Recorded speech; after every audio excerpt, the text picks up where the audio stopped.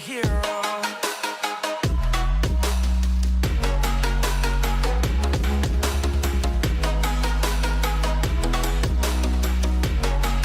Can I be your superhero?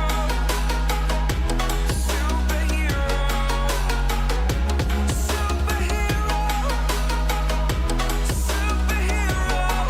Can I be your superhero?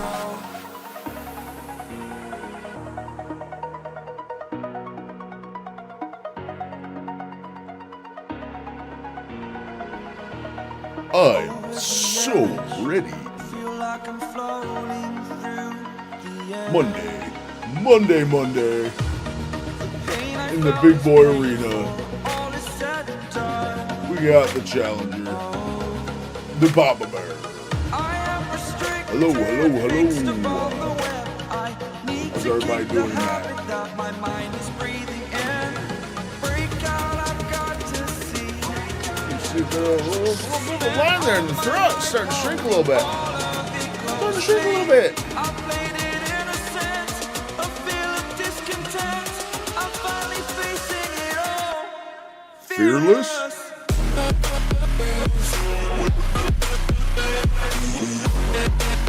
We are live. YouTube kick. Welcome.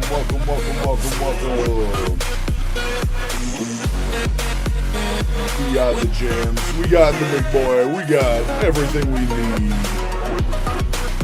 My wife's been out of town for 4 days, and I'm so lonely. So I got the gang.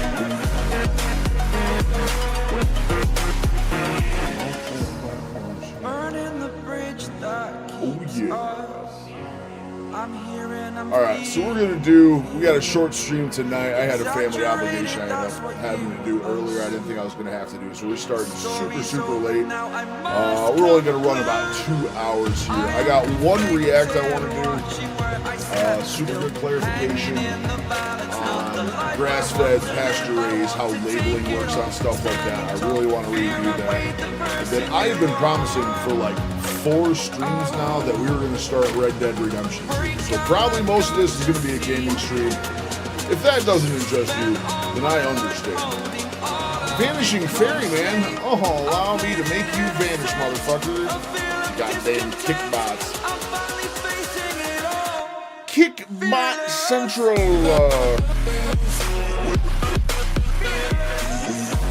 Again, if you don't like games, I get it. I've been promising people for a while we're going to start doing playthroughs. Stream only, so you guys can follow the entire thing while we do it. Get some hydration going. If you're out there, make sure you're hydrating tonight. We love water.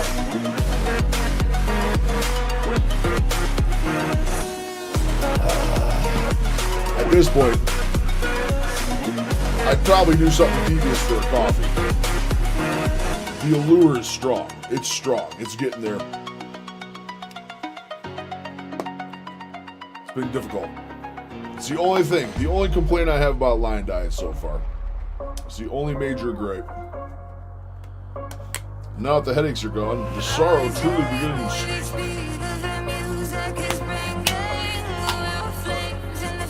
Papa Zimbar, we're gonna. Y'all didn't see that. Nasty stuff. Don't do it. Still better than the Marlboro.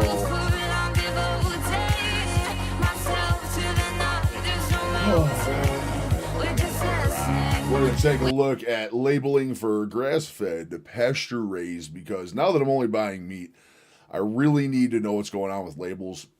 I'm super good about checking my labels to see what's in stuff, make sure there's no additives, no bullshit, no sucralose, fructose, any of that shit. Although it's not as hard now when I'm on Lion Diet because there's like 5 things I can eat. But when it comes to like pasture-raised, grass-fed, I think there's a lot of nuance there. There's a lot of fine print stuff that can happen. So we're going to take a really good look at that. Last stream, we did talk about how there are starting to be scannable barcodes on most packaging, most major packaging. They're turning the nutrition facts into a scannable, which I think is criminal. I think every single possible aspect of what's in our food needs to be printed, needs to be on the label. But you know, I'm just a guy. I don't have control over any of this stuff. So let's get a good look here. Let's see what's going on with the If you're watching this video, you're grass-fed trying to label. eat clean, you want to support better farms, healthier animals, and real food. So you spend extra on the good stuff. The ribeye that has green labels on it saying grass-fed, organic, and pasture-raised. But what if the label on your meat is lying to you? What if those comforting words are nothing more than a marketing trick, hiding the feedlot system you're trying to avoid behind a green illusion?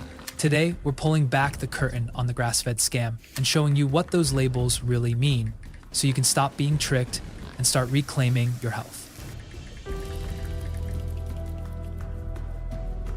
It's well known today that animals are being raised in inhumane conditions. Factory farms. I got nothing against eating meat. I love meat, but man, I would like to see animals raised in some much better conditions. I mean, look at this shit. That's just fucking not good for anyone. That's how disease spreads. That's how nasty shit happens. These cows are fucking miserable, man. They just want to be outside. Grain-fed diet. I want my meat humanely raised, but I do want it verbally abused.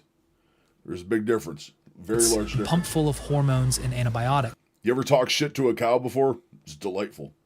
You ever just stopped on the side of the road where there's a cow and said moo and it says moo back?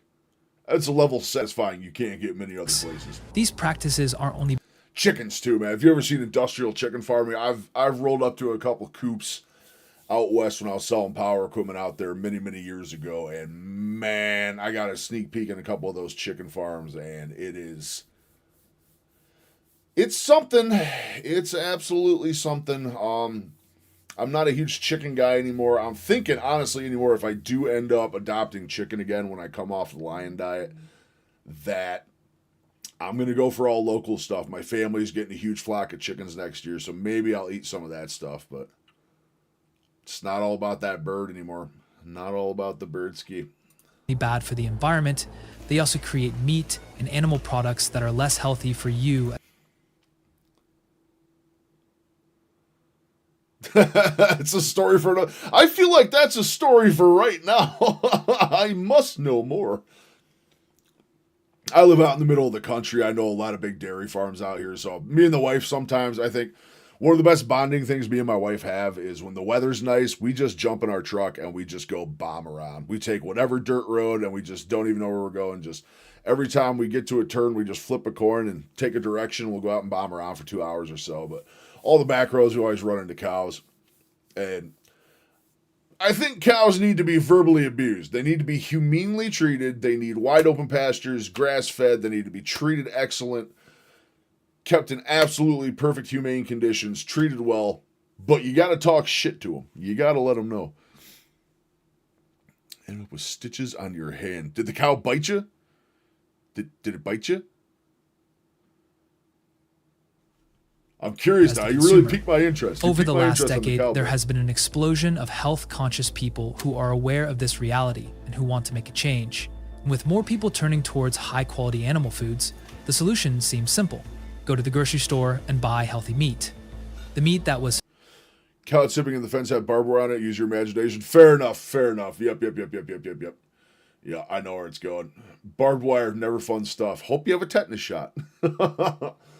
Hope your tetanus is up to date. That is words to live by. I have cut myself on metal so many times in my life. It's not even funny.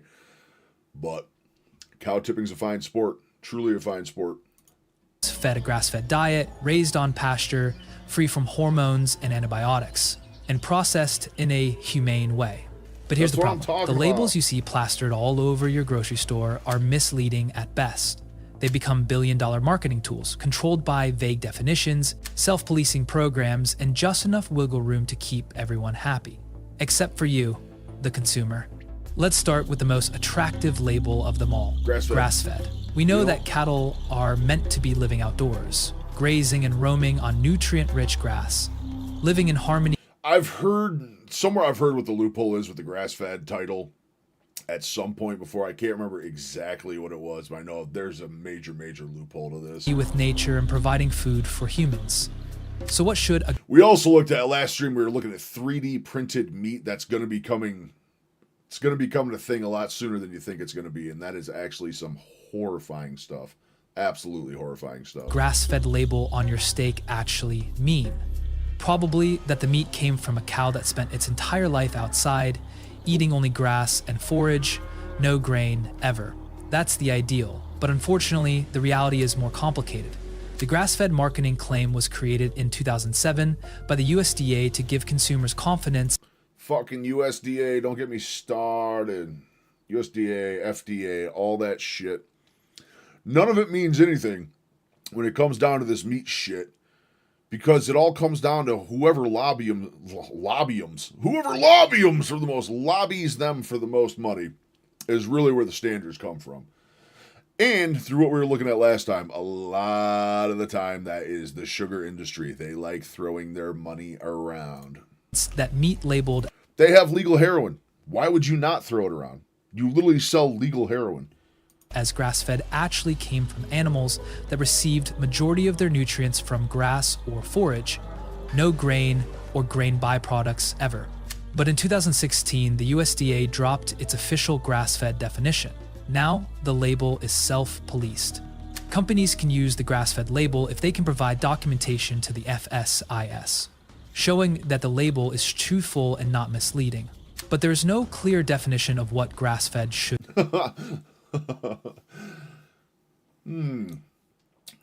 Paperwork's never been faked before, right? Never forged, manipulated, nothing like that. I'm sure this is all on the books. Mean.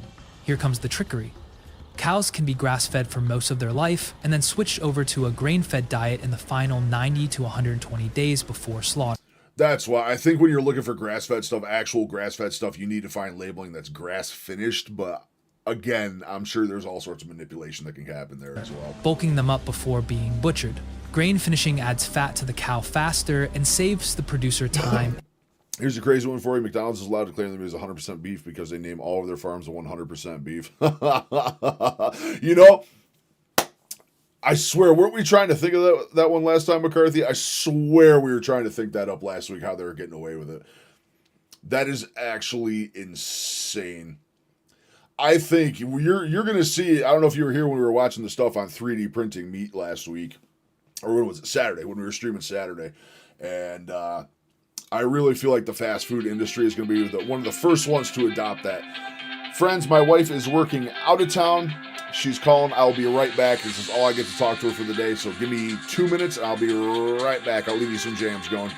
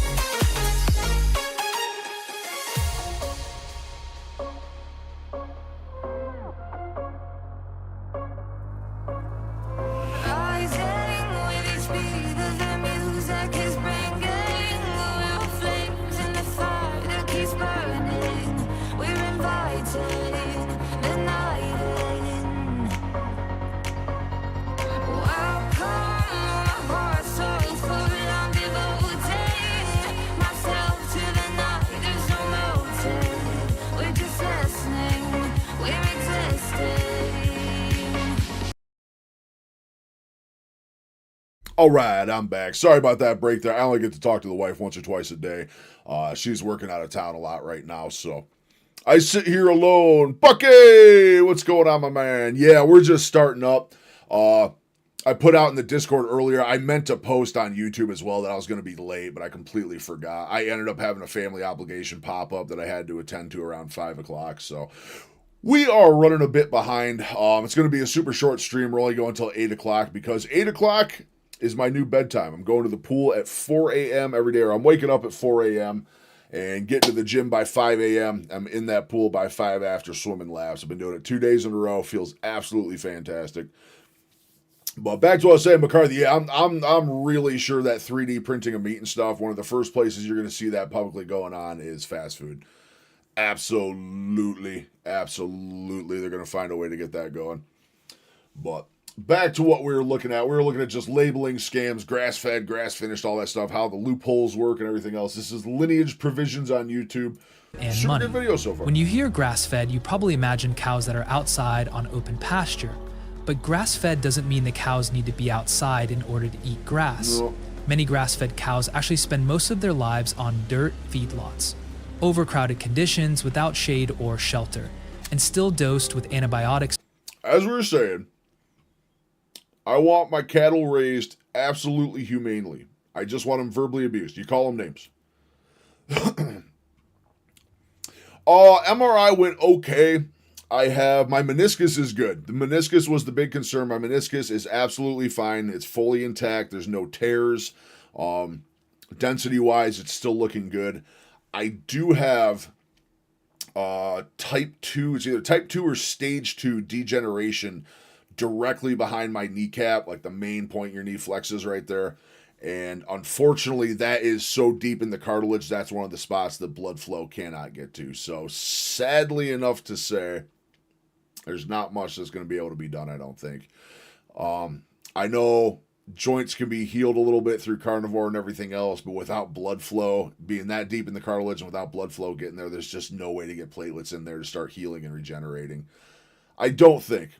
Fingers crossed, I'm praying every night that somehow I get my joints back, but it's, the Lyme's spreading, it's getting worse. My shoulders, my elbows, joints are just bad, and it's to the point, it's like I can sit here and cry about it, or I can just push through the pain. It's one of the two. That's why I'm back on 7 days a week at the gym, and that's the plan right now. I'm going to the gym every single day. I'm not going heavy. I'm not working out on the floor. I'm going in, I'm swimming 1,000 meters. I'm sitting in the sauna, which actually, I realized today that I thought I had some smart plan being the early bird to the gym. Like, oh yeah, I'm gonna get there at 5 a.m. No one's gonna be here. I'm gonna have the whole gym to myself. Literally twice as packed as when I go in the afternoon. There are literally so many more people. Like, if I go in the afternoon, I get the whole dry sauna to myself, maybe one other dude in there, sometimes two. I opened the door. I didn't even get my sauna today. I opened the door, and there had to be like, there was one dude standing already. Literal standing room. The doctor himself, I forgot to mention on that MRI, I haven't spoken to the doctor himself. I just got the test results, and I kind of just do my own research. Wife being a nurse and all, she reviews everything for me as well. I see the actual ortho doctor the day before Christmas, which likely means I'm due for a knee injection. I am absolutely going to take a new injection in my right knee because that's the one I tore up from surgery. Potentially down the road, we're going to have to see what happens. Potentially, I might actually request surgery on my right knee. Someone needs to go in, just a scope, no major splay my whole knee open or anything, just go in with a scope, clean stuff up, get it packed full of gel, something else. I think it's probably to that point. This right one is just absolutely cooked. But it sucks. That's the biggest thing holding me back. That's the only thing holding me back. I shit you not. If I had all of my cartilage right now and I didn't have these joint issues, I would go to the gym at 5 a.m. and hop in that pool. I wouldn't even leave the pool till probably 9 in the morning. I would sit there and swim 2-3 miles if I had joints right now, and it kills me. It's absolutely killing me having the mentality and the willpower and the want to do this. I just can't because my joints are so fried. It's an utter hell I wish upon no one. Utter hell I wish upon no one. It really, really is. And growth hormones.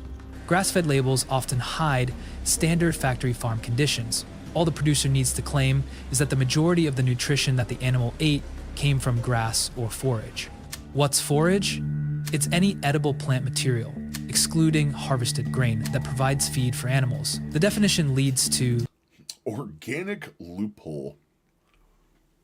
Fuck, I already hate this. loopholes. To cut costs, producers feed cows forage-based blends. These contain corn stalks, husks, beet pulp, and distiller grains that come from ethanol or sugar production. This means that cows can be eating industrial byproducts. How do we turn the corn into ethanol? Instead of clean grass, and they're still considered to be grass-fed. Processors can also trick you with ground beef. Ground beef can be legally marketed as grass-fed if they blend small amounts of actual That's what, yeah, I figured ground beef, that was going to be the case. So they just have to mix a little bit of actual grass-fed in there to make it just whatever. grass-fed meat trimmings into conventional grain-fed. At this point, how do you know? How do you know that a company can guarantee that for you? There's not many out there that would be willing to do it outside of buying local, like knowing the farm it came from and stuff. It's so tricky. It's super, super tricky. Beef. 15% grass-fed trimmings and 85% regular feedlot beef can be sold as grass-fed ground beef at a premium price, even though only 15% of the meat was grass-fed. Probably not what you're 15%. 15%. Holy shit, guys.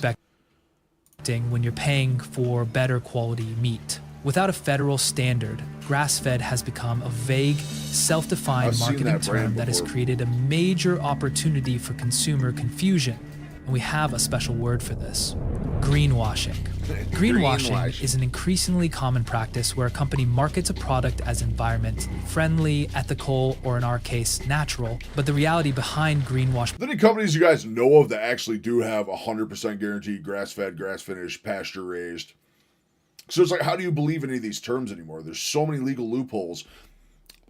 I should reference the FDA drawing that we did on Saturday. products is that they don't live up to those claims. Feel-good labels are used to create the illusion of health. Hey, Bill Busy, just stopping to say congrats on your low. See in the comments sometimes. Awesome, man. Moldy, thank you so much for stopping by, my man. Thank you. Feels great. We finally got a new personal best. I'm hoping Friday we are finally going to get out of this slump. We've been stuck in the 470s for 3 weeks. We've been in the 470s. 470s, back to the 480s, back to the 470s. Friday, we're getting 460. I'm going hard this week. I'm going to the gym every single day. 4 a.m. wake-up call. We are doing it. Shrink your cam. Oh, God. Have I been playing the video the whole time with my cam this fucking big?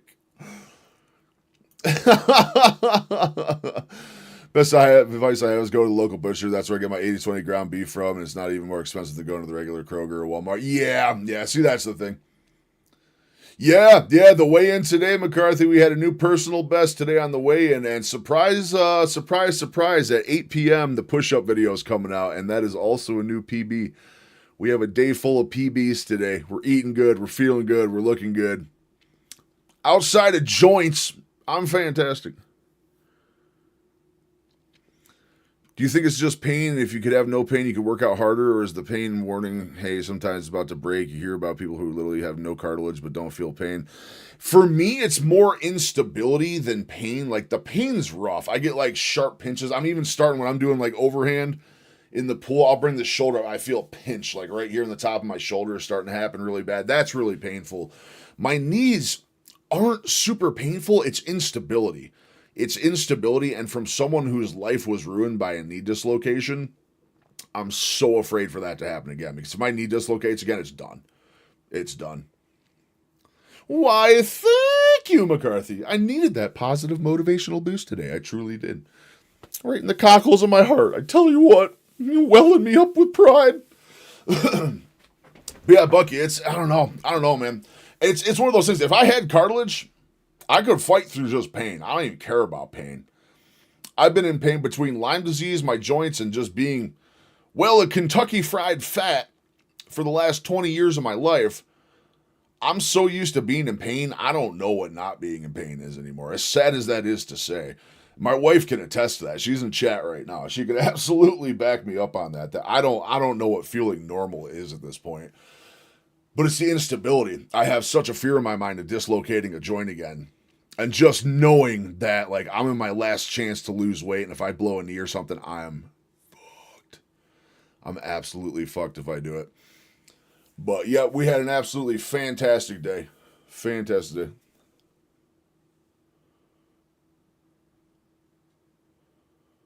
What happens if you walk with like 100-pound reduction? Do you get those? It's about to twist feeling. Yeah. So like picture this, the front of my kneecap, it like the top wants to do the motion and the bottom's so loose it doesn't want to go. Like the bottom just wants to stay in place. Like I need to make sure that when I'm setting my foot on the ground that I lift my foot up. I can't like turn side to side of my foot plant. I have to make sure I pick up my foot and move it with my leg because it literally moves that much. And I guess from what my wife was saying, she looked at the results of the MRI and studied the type of cartilage damage, and basically that's the main thing with that type of damage. You have major instability issues. And the problem is in the center of your knee, it's just going to get worse. It's just going to get worse and worse and worse because every movement you make is just hinging on that bad spot. It's just bad. It's bad. And unfortunately, I'm afraid it's so deep in the cartilage and I'm never going to heal that I don't have a chance to heal. I think my only true option is getting the weight off and then seeing where I am. And that's it. And that's why I'm pushing so hard, but I have to balance it. I have to balance it where I'm pushing hard and making sure I'm shredding weight like crazy. That's why, like I said, you said I'm probably due for another plateau soon. I think you're right. I absolutely think you're right. Probably low 460s to high 450s. I feel like I'm gonna stack out again. We're gonna have to reassess from there. But I mean, at 15 pounds this week, if I could keep up this 8, 9, 10 pounds a week, which I already know I'm not. I already know I'm not going to. I think a lot of that is just from I built everything up so fast with the cheat weekend. We literally just slapped off everything from the cheat weekend and then 5 more on top of that. But we'll have to see. We'll have to see what happens going into Friday. My goal is hitting any 460s. I truly hope so, McCarthy. If I lose the weight, I can get that instability gone, then I'm fine. I can deal with cartilage.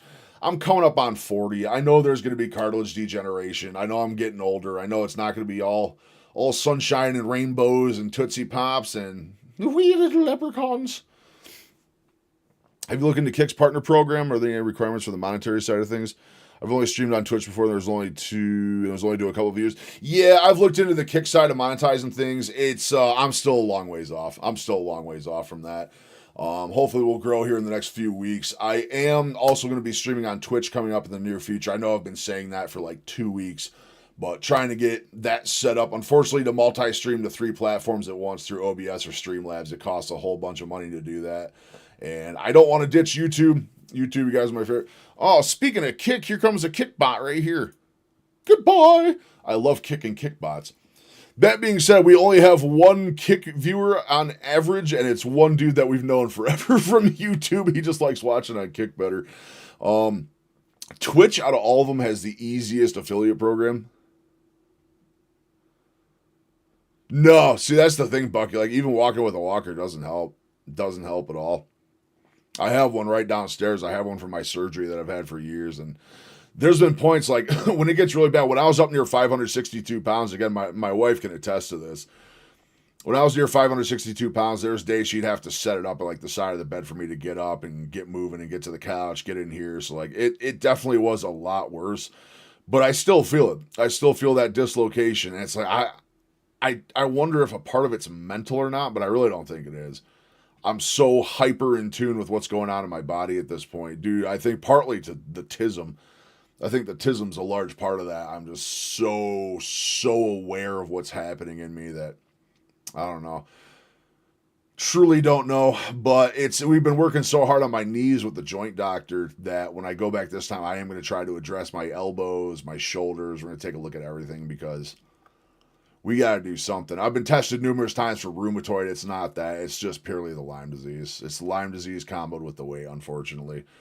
And even if I had been a healthy weight the whole time with how long I've had Lyme disease and how long I had it undetected, not even knowing it was there, I'd probably still have a very significant level of joint damage, even at that. That's truly the biggest negative factor I have going. Goddamn bugs, man. I'm telling you. It's all it takes. One of them things to bite you once and you don't even know it. You'll feel like you have a flu for 2 weeks and you'll feel fine for 5 years. The next thing you know, you keel over onto your side going, ugh. Beached whale. Yeah, it's every step every day. I have to be so careful, especially now in the wintertime. I have to be so careful outside. I gotta look every step I take outside. I gotta look for icy patches, like step downs and stuff. Like I fall down, I'm gonna blow a knee. I'm absolutely gonna blow a knee out. Even in the pool, we're talking like absolutely weightless in the pool. The pool, I do sprints, and while I'm doing the sprints, it feels okay. But when I slow down, so I use resistance gloves. They're these huge plastic mitts with fins on them. And basically, I just carry them in the water by my side while I'm doing little sprints, and it gives you resistance. So you're really, really working. And as I'm sprinting, it's fine. I get into the point where the water's up to my chest, and I'm good. I'm back and forth, back and forth. As soon as I get into the shallow end again, I start walking. I can literally feel when I'm walking, like my knees are just absolutely just wobbling right at the knee. Right at the knee, even in the water. It's just crazy. That's my biggest concern. I lose a knee. I don't know. I don't know what we do from there on out. Cross fingers and pray that carnivore does 90% of the work, I guess, is really the best thing we can hope for at that point. So, all right, now that we can see the video, I'm super sorry about that. I completely forgot I had my cam on full screen that whole time I was playing this video for you guys. Healthy animals. It's not that the labels Don't are forget lying. to hydrate. Our system lets them technically tell the truth, while completely misleading you in the process. Now you might be thinking, also, I cut myself short. Silent, you have to forgive me. I get real sidetracked real easy when people are talking to me in here. So the plan is to stream to Kick, Twitch, and YouTube starting in the next couple weeks here. I don't know if you've seen my push-up videos at all. I have a room downstairs that is a new office that's built already, set up, good to go. I just got to get all my gear down there, and I got to get internet wired into that room. Just solely based off the fact that it's deep in the basement and Wi-Fi is not going to cut it for the amount of stuff I'm doing.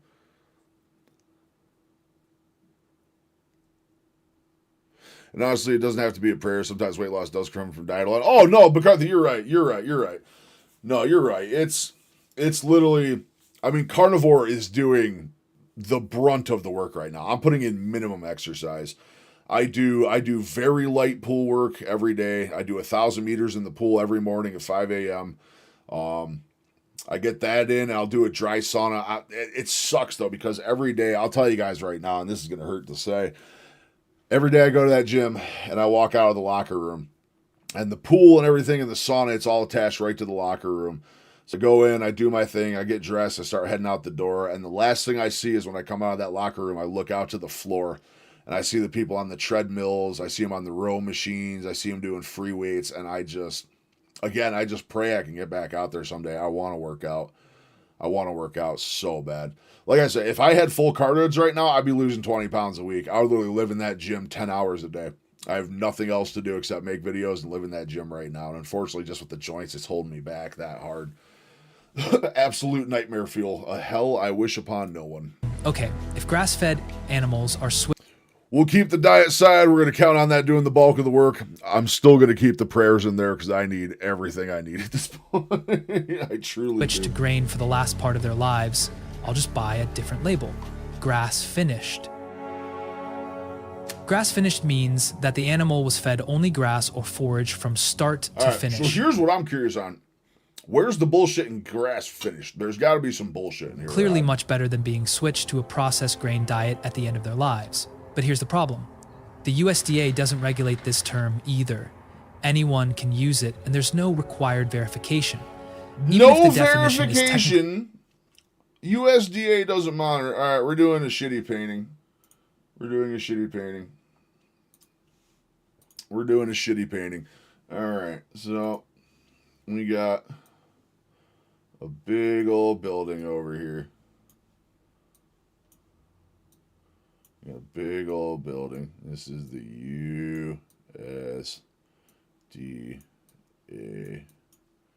USDA. And over here we got the coos. We got some coos. Big old moo coos. Not my best cow. For the most part, so yeah, we do a lot of reaction stuff around here. We look at a lot of health content, a lot of carnivore content, primarily reaction stuff. I'm gonna get a lot of requests to add gaming stuff into though. Gaming, I don't want to say I'm hesitant, but I have been a very, very heavy gamer, and it's a lot of the weight I carry is from the last 5 years of just sticking my life into video games. I got very, very hooked on space-based looter shooters, Warframe, Destiny 2, stuff like that are just digital slot machines. But since we've been having a lot of requests for gaming, I have a backlog of amazing video games that I've wanted to play for the last 10 years and haven't touched. We're going to be doing, actually probably starting tonight. When we finish this video, we're going to start our first playthrough of Red Dead Redemption 2. I have never played it. I know it's an absolutely phenomenal game. So as soon as we finish this video, we'll probably get at least an hour of the game in tonight. But yeah, it'll be a mix of stuff. Reactions, gaming, potential interviews. I'd like to start interviewing a couple people live on stream. If it starts taking off and there is money behind it, there's a friend I'd like to get in, maybe start doing a podcast type form and interviews with people. I think we could have a lot of fun doing that stuff, but that is the primary goal right now. Videos, like I said, my videos do all right. YouTube and TikTok and all that stuff, they do okay. I don't think they're going to take off to a point. There's so many people doing weight loss stuff and with similar stories to mine. I don't think they're really going to take off. So I think streaming truly is my best bet. That being said, now I've been saying for the last 2 weeks that YouTube has been taking a nosedive with the views and TikTok's slowly been taking a rise in views. A contender has entered the court. I woke up yesterday and I had an Instagram reel hit almost 30,000 views yesterday. So Instagram as a contender has entered the court. We're going to see what happens there. I had all my videos shoot up to thousands of views on Instagram yesterday. So we're finally making a bunch of headway there. It might actually surpass YouTube in no time. Also, I did not get affiliate. I reached out to probably 20 to 30 sponsors over the last week and a half here. I did hear back from most of them, which was a kind fuck you. A kind, you're not big enough, come back later when you're bigger. But, however, good God, what is the name of the thing? I already forgot the name of the affiliate I'm with, though. Ooh. Oh, now we're going to pull that off. We are now Equip Foods. I am now not fully affiliate, but I will be having a discount code for affiliate. Dude, I can't even remember the name. Equip Foods. Equip Foods is now going to be one. They do a lot of really, really good products. A lot of grass-fed products. I'm going to have... See, the thing is, I got the affiliate link for them. I got the discount code. So a lot of people have brought up their products before. But again, with what we're looking at labels, I really wanted to look into their products a lot more before I start pitching that to anybody or throwing it in videos or anything. But we're making moves, slow but sure. Slow but sure. There's much, much bigger guys than me getting the views out there doing the same thing I'm doing right now. And every one of them has joints so they can work out 24/7 and do gym videos and stuff. Yeah, we got one. It's not a sponsor. There's no money coming in from it, Ron, but we do have a discount code. Like I said, I want to look into their products a little bit more before I start throwing it out there or anything. But anyone who likes Equip Foods, I know several people have mentioned it. Asking me to come back later isn't a no, so that's okay. You'll get there. Yeah, that's what I'm saying. MacArthur. We're going to get there no matter what. No matter what, we're going to reach the goal. We'll see what happens, though. We'll see what happens. It's either going to be a long process or a really long process. But anyway, yeah, we'll have Equip Food stuff. So we got the coos. We got our coos. He has very long legs. You got a little tail and a little tail. These look more like giant rats than coos. Big old ear right there. This one's a bull. This one's a bull. Alright, so we got the coos. Happy coos eating grass. We got all the grass-fed stuff. This one eats grass. This one is fantastic. This one goes straight to market, and everybody's happy. Everybody's happy. We get grass-fed, grass-finished, real deal shit. This poor little cow back here is eating dirt off the goddamn ground. And these little shitbirds over here at the USDA, the MFUSDA, don't give two shits. They don't regulate. They don't care about paperwork. The paperwork can be so fudged it's not even funny. So as is tradition with the FDA, this building is now on fire, as many, many such government organizations should be. But not the coos. We love the coos. We're going to save this coo. We're going to give this coo a whole bunch of grass, and everybody's going to be happy. Okay, that's enough shitty paint time. Met by the producer, Forgive the quality animal of my can still paint. be kept in factory farm conditions. The forage loophole can mean that the cow is fed things like hay, corn silage, distiller grains, soybean hulls, and molasses. Byproducts like corn silage and distiller grains can Soybean change and the corn. fat That's and what we omega want in our cows. ratios in the meat compared to true pasture grazing. If this is starting to feel overwhelming, don't worry. We have actionable solutions at the end of this Look at video that to ensure that you're getting industrial the line best of meat butchers possible. they got going on. Grass finished My is God. certainly better than conventional meat, but what about organic? USDA organic labeling comes with some benefits that a grass-fed label does not. Organic means that animals are not allowed any antibiotics or growth hormones. Except what's the loophole? All nutrition that animals are fed must be 100% certified organic. No GMO. Have you reached out to Element for sponsored discount codes? All the carnivore people are affiliated with them. Yeah, I tried today. I think they're so packed full of affiliates right now, and they're not taking on any new deals. The only sponsors they're taking have to be an existing affiliate for them, and they're not taking new affiliates at this point. I told them I don't need a kickback from the sales from it. I'm willing just to do a discount code and not take any money from the whole deal, and they still said no. I heard back from them this morning, which hurt because Element was one of the big ones I wanted to go for. That was one of the ones I really, really, really wanted to be partnered with. I think a lot of these we can get. I have a huge list. KC Cattle Company, Butcher Box, Paleo Valley, all sorts of really, really good ones. Like I said, there's close to 30 I reached out to. And pretty much most of them just said, hey, we looked at your content. We like your content. Congratulations on your weight loss. You're just not quite big enough yet. They want to see some more growth. They want to see some more size. The numbers they want are high, too. The numbers they want are high. Most of them want at least 10,000 or 5,000 subscribers on YouTube. 5,000 on either YouTube, Instagram, or X, or wherever, TikTok, whatever it may be. They want 5K there. I reached out to Liquid IV because if Element didn't hit, I was hoping maybe Liquid IV will. Liquid IV requires 10,000 subscribers to even apply for affiliate, and then they don't even guarantee it then. So, unfortunately, I'm still a small fish. I can't help it. I'm still just a wee little guy, even though I'm a big boy. Even though I'm a big boy, I'm just a wee boy in the name of the streaming and video games, sadly. However, Instagram, you never know. Instagram is making moves right now. We have close to 30,000 views on an Instagram reel from yesterday. Several other Instagram reels of mine have popped up to 2,000-3,000 here in the last couple hours. So we're starting to see a lot of growth. My follower count on Instagram has gone from 25 to almost surpassing my YouTube in almost a day. So we're going to see what happens over there. Equip Foods, the one I did get the link for, they're heavily associated with Instagram more than anything. So who knows? Maybe we'll have something work there. Maybe we'll have something No work there. synthetic fertilizers, pesticides. Well, like I said, or I'm researching a lot of stuff and labeling, and this is especially why I wanted to watch this video. I don't know a whole lot about Equip. I know most of their products are what carnivore folks want, what we need, broths we need, bone powder, stuff like that. They have a lot of really good stuff, but I want to look just a little bit deeper into it and make sure it's good products. Because one thing I'm not going to do is I'm only going to take quality products. I'm only going to take quality products that I would actually use myself. I don't want to sell bullshit to people. I don't want to be backed by bullshit companies. Is what it is. You know what I mean? I know it's probably the easier money, but I want to actually have good products. That's really what I want. animal byproducts whatsoever. Also, the land used for grazing or growing feed must be Random, what's managed going on, organically. dude? That's Been all here since day positive. one, bro. Keep But it up. here's Thank where you the very good much, man. I news appreciate ends. that. I truly do.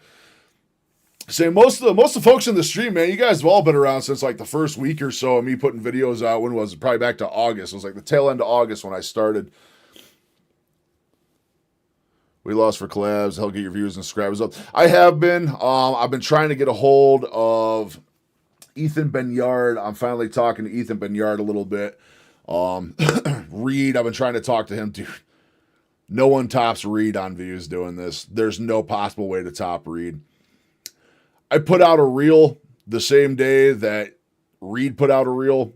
Our reels came out within an hour of each other. I'm sitting here clapping for joy that I got 30,000 views. He's a 1.3 million in like 2 days. Crazy. There's no catching that.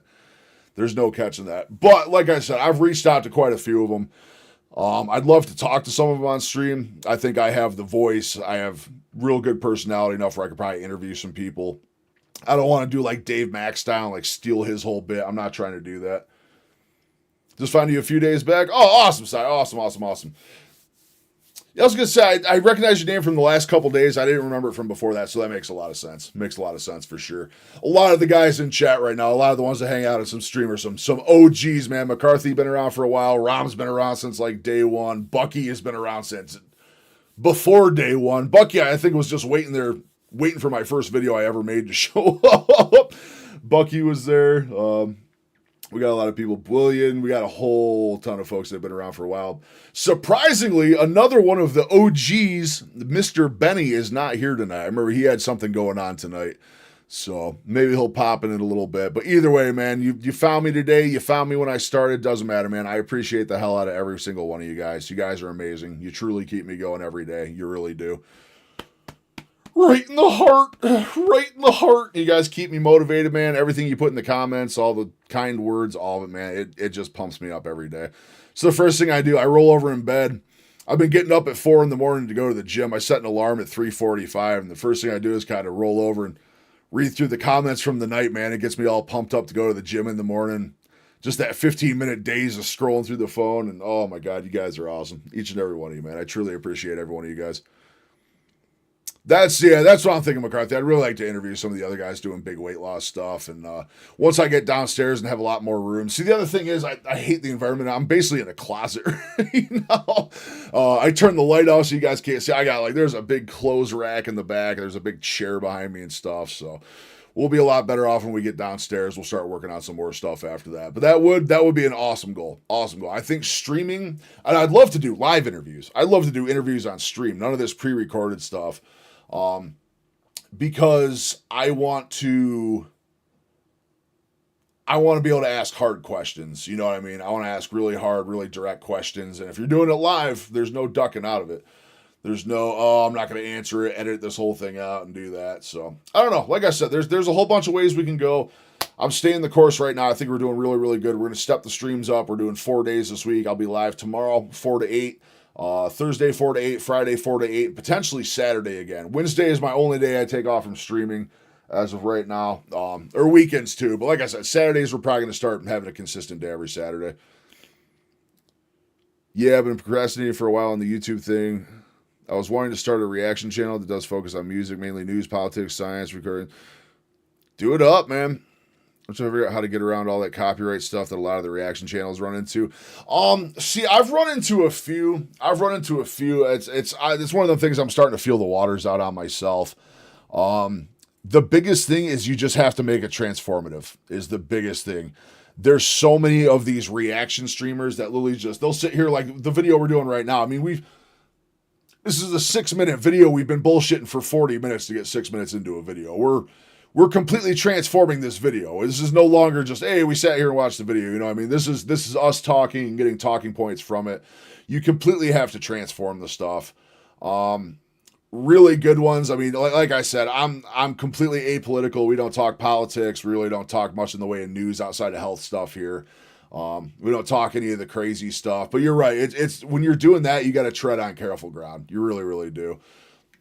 But the thing I have found is there's a big thing. So what you'll get is you get copyrighted. There's a difference between getting copyrighted and an actual copyright strike. There's a very, very large difference. Now, I've had a few times where I got copyrighted, which happens a lot. You can have a little blip of a scene or something that they don't like. And here's the biggest thing, is this all used to be moderated by people. All these people that reviewed copyright stuff, that was all human beings. It's all AI now. So that AI does like to trigger a lot. But biggest thing I can say is just look into transformative content, free use content. Basically anything that's put online is considered free use. You really have to watch for actually copyrighted stuff. Like always check when you're reacting to stuff, always look in the big description of the video. Most people that have a true government copyright on stuff will have it labeled in here. Lose weight and help join together. That's what I'm saying, McCarthy. That's the biggest thing I want, man. Just we got a whole bunch of people in the same boat doing the same thing. We're all just building each other up. That's the biggest thing. Biggest thing. I'll be the one sitting here showing the double chin to give the motivation. However, it is shrinking. It is shrinking. Dude, I actually have like a neck again. Dude, when I started, this chin was down to here. It was literally down to the base of my neck. You couldn't even see. I actually have like a little line in the middle now where the Adam's apple is. I can feel it coming back. But Silent, before I change topic here and get all scatterbrained, biggest thing I can say, research transformative content, research free use content, and biggest thing you can do, brother, is just dip your toes in the pond. Just go for it. I literally had no idea what I was doing when I started this channel. I do all my own editing. I do all my own recording. It's me and a selfie stick every single video I do.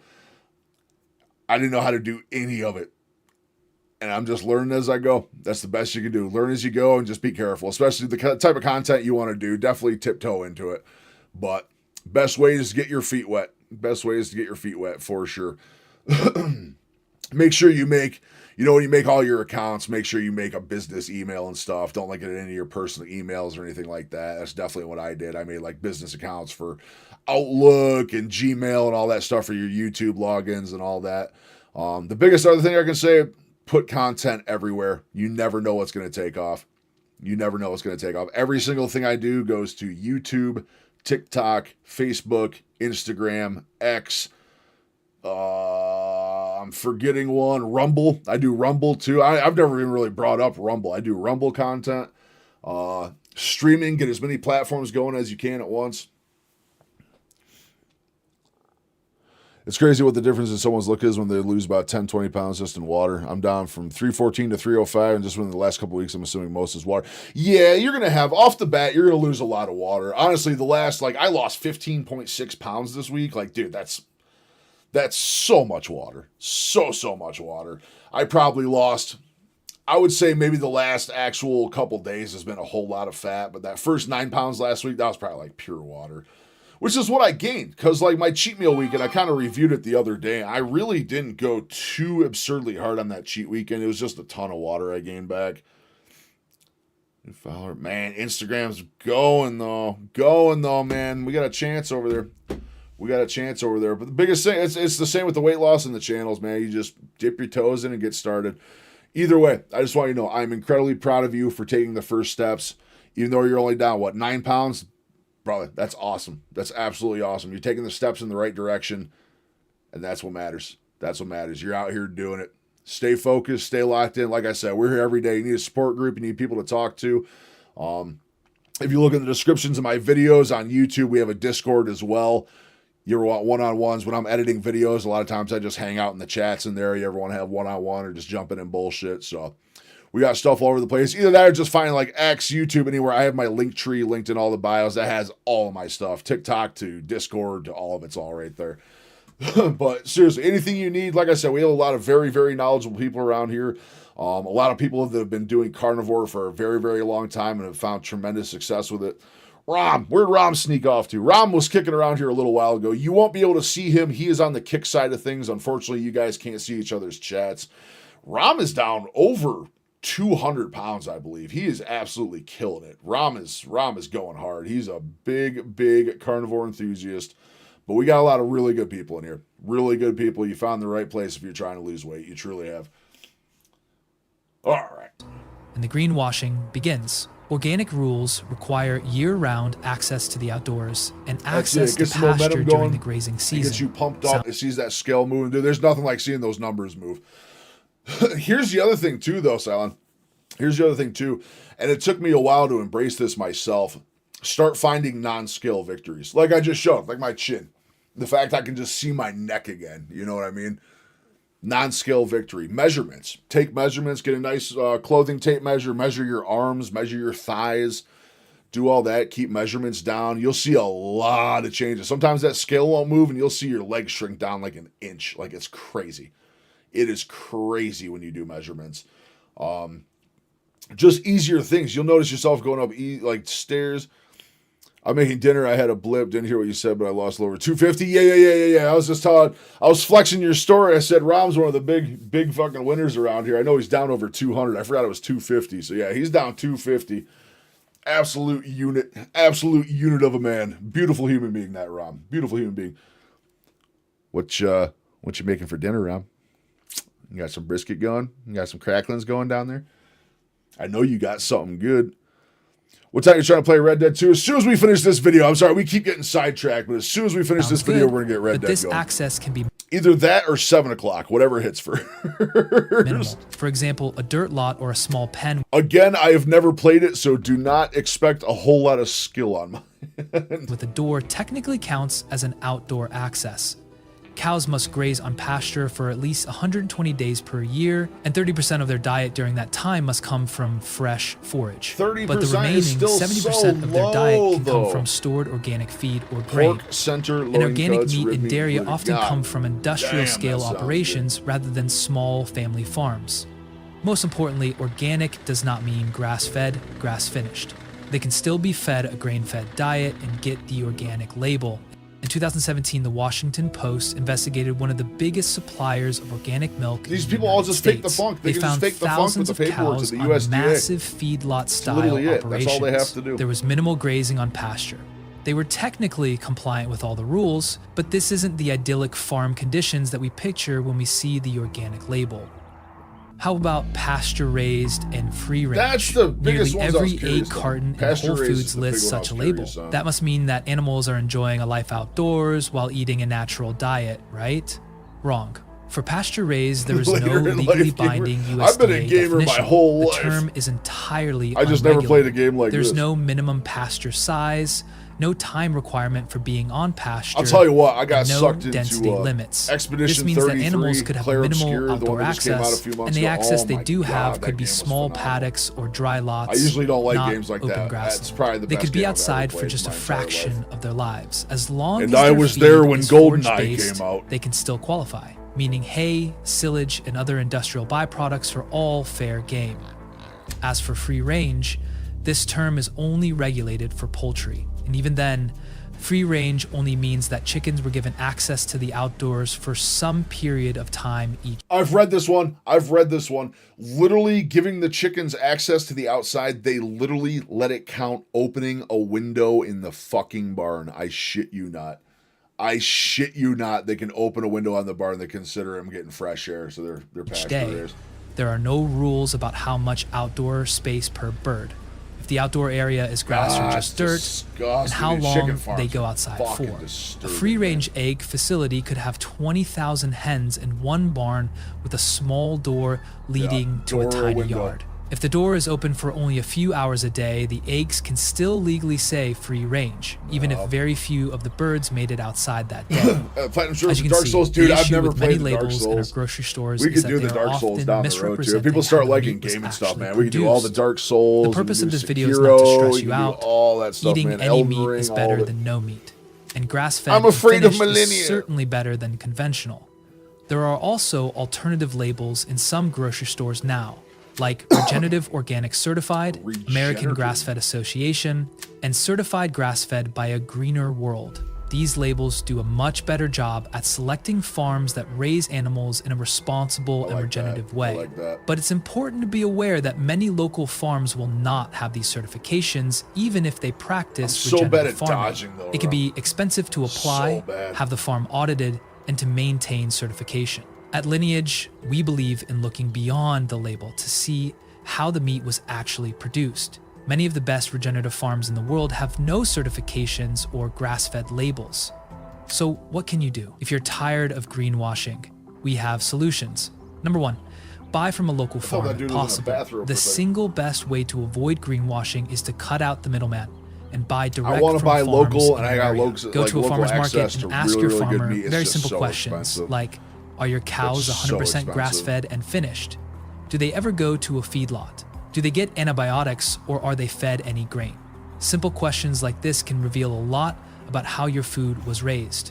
Eatwild.com can show you farms in your area that are verified for pasture-based practices. Localharvest.org can show you farmers markets, co-ops, and farm actually stores gonna near save this. I you. wanna know what these By labels supporting are local farmers, later. you can ensure that the meat you are buying is healthy and raise in a regenerative environment. A win-win for everyone involved. Number 2, buy from brands that are committed to sourcing from regenerative So we got farms. this here. I'm going to look into those You may not labels. always I'm have gonna the double check option that of buying Equip Foods straight kinda from local sticks by those farmers. A regulations great and whatnot. alternative is to buy from Once we do companies that, we'll like put that up. Lineage that are committed to sourcing from My brand of eggs right now is Happy Eggs. They taste amazing, and the yolks are orange, not yellow, like the depressed chicken lay. Yeah. Dude, I'll tell you, I seriously, I had a hookup for duck eggs for like the entire summer. Oh my God, I was eating so good. I miss eggs. I'm a week into Lion, and I miss eggs. So I'll tell you what, not to interject and go down some crazy side road again so we can actually get some Red Dead going here. I know I'm going to complete my 90 days on the Lion diet. I am not struggling with the Lion diet, but pretty much 7 days in, I've pretty much decided that I do like base carnivore a whole lot more. I like eggs. I like seafood. I like all that stuff. But I digress. We're gonna get our 90 days from in. grass-fed, grass-finished, regenerative farms for their beef. Doing so allows you to support small family ranchers who are raising animals the right way. I get lucky. They may I not live out have in the the middle of the capital woods, so or duck scale to eggs, make it there's into a lot of grocery local chains, farms. Actually, my or to have neighbor across fancy the road just has certifications and literally labels. a For little thing example, with eggs at the Corey end of her Carmen is a driveway for her hens fourth-generation across the rancher road. in Oregon that supplies the I feed inputs them behind chickens a Lineage's whole 100% bunch of my grass-fed extra tallow fat and and trimmings air-dried and all steak. sorts of By stuff, too. partnering So those with chickies are Lineage, eating she good, is and I able get to the have eggs in the return. economic stability of selling her regeneratively raised Out in the country where we animals still at got scale. trust, where you go That grab way a she couple can dozen focus eggs on and rebuilding throw the the money in land a little and envelope in the ecosystem around shed. her. In her words, Raise my chickens Lineage and ducks. They're purchases free products range. that I hunt support deer our from mission most of to them. Yeah, that's utilize awesome, the whole McCarthy. That's animal absolutely awesome. while My parents are paying gonna have an chickens honest next price. year. Purchasing in I would volume love to and have selecting chickens again cuts just that for are my meaningful joints. They're to gonna our be bottom so hard line. to keep Those up with. actions help Just stabilize in our the business wintertime, while the allowing wintertime us to would imagine suck. how It we would be can absolute expand our nightmare impact. fuel trying to get through the snow and Regenerative stuff to do it. agriculture, when applied across hundreds of Easy, thousands of puppy. acres, has the power Easy, to puppy. restore ecology, Chihuahua. We got address Chihuahua climate brain. change, revitalize rural communities, increase biodiversity, and improve the health of both the farmers and animals. The labels we see at grocery stores are often misleading. Consumers think that they're supporting regenerative farms, but most of the time, they're Dog's funding losing the his mind. same I thought someone was industrial actually- system with a greenwashed label slapped on top. Grass-fed, organic, and pasture-raised all sound good, but unless you know who is verifying these claims, at the end of the day, it's just marketing. You can fix this by buying Dude, from your local farmer's Rom, market, it's like, independently seriously, certified. dude. My own chicken's the difference between the yolks, the store-bought ones, and my ice cream. Oh, it's nuts, random. It's nuts, dude. We got a few the other day from our neighbor over there. It was double jumbos, dude. Their eggs like this big. Every single one was a double yolk. Oh my God, they were so good. Rom, that is the problem I am running into. I am so goddamn poor that Lion is getting expensive, and I'm doing pretty much ground beef, and whoo, I would kill this. I'm a weekend. I still haven't had a ribeye. I'm gonna have a ribeye for Christmas. I know that. I picked a time to do Lion when I can't afford any of the good Lion stuff, unfortunately. producers or However, those lamb chops, the bone-in lamb chops are really good. I'm surviving on those right now, too. from transparent companies like Lineage that exclusively source their beef and tallow from small-scale regenerative farms. Reach out to Lineage. companies and ask them what their practices are, as that's often the best way to sort through greenwashing or actually great practices. Real food deserves real honesty. And now that you are aware of some of these misleading labels, you can support local farms that are actually raising animals in a regenerative That's way awesome. I'm gonna reach that out to those restores guys the tomorrow. land and provides healthy, sustainable food for all.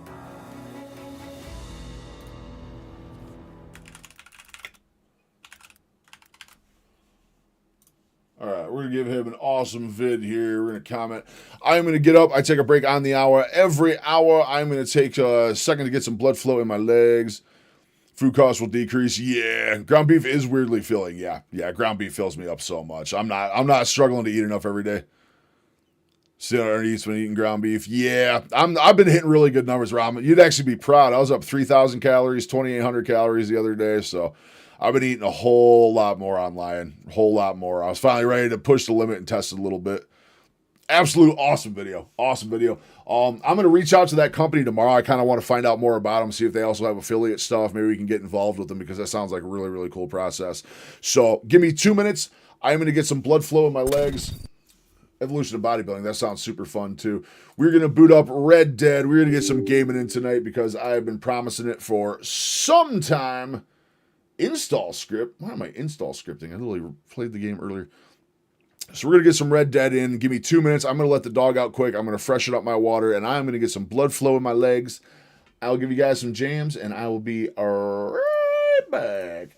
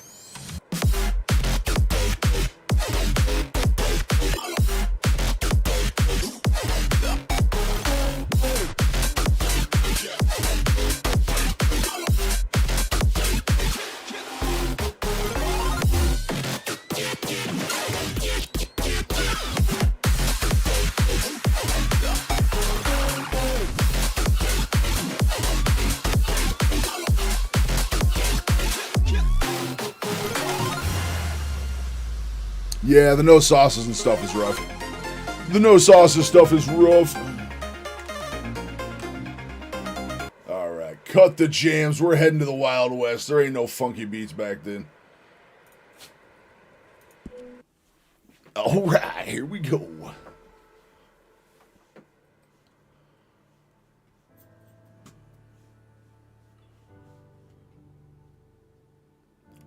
And Chipotle Tabasco. Dude, that sounds so good.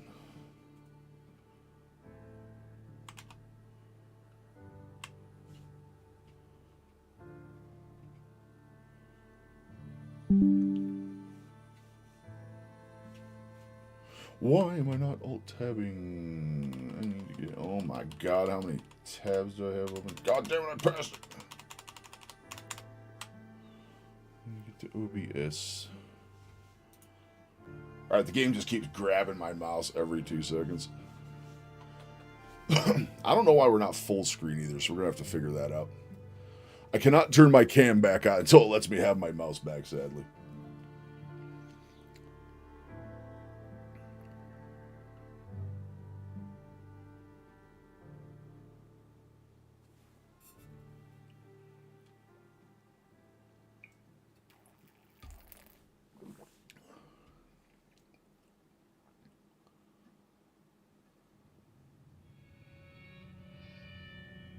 $18.99.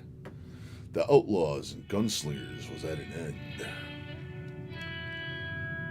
Having the background sounds good, Bucky. Appreciate you hanging out, brother. America is becoming a land of laws. be a greasy outlaw. Even the West had mostly been tamed.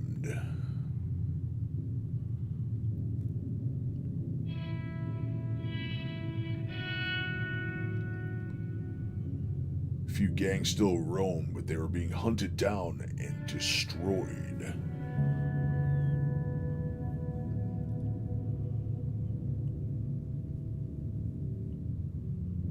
Ooh, baby, here we go. I've heard this is such a good game. Such a good game. I have been dying to play this for years. I'm only going to play this on stream as well.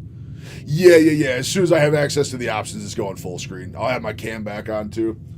I'm stuck in windowed right now, and I don't want to skip any cutscenes or anything, so I'm like not trying to click out. The minute I have the option, we will absolutely go full screen.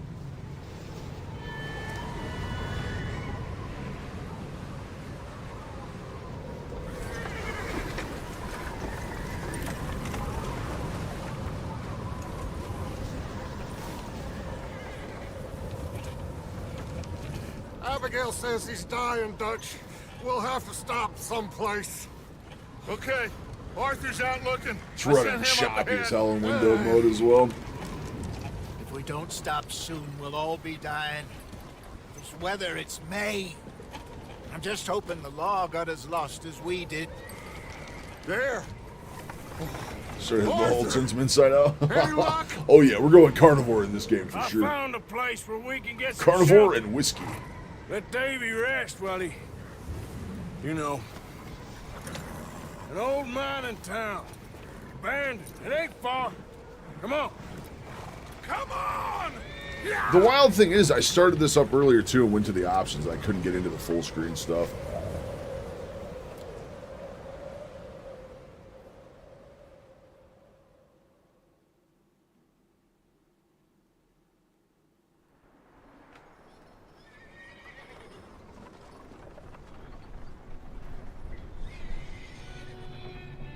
Culture.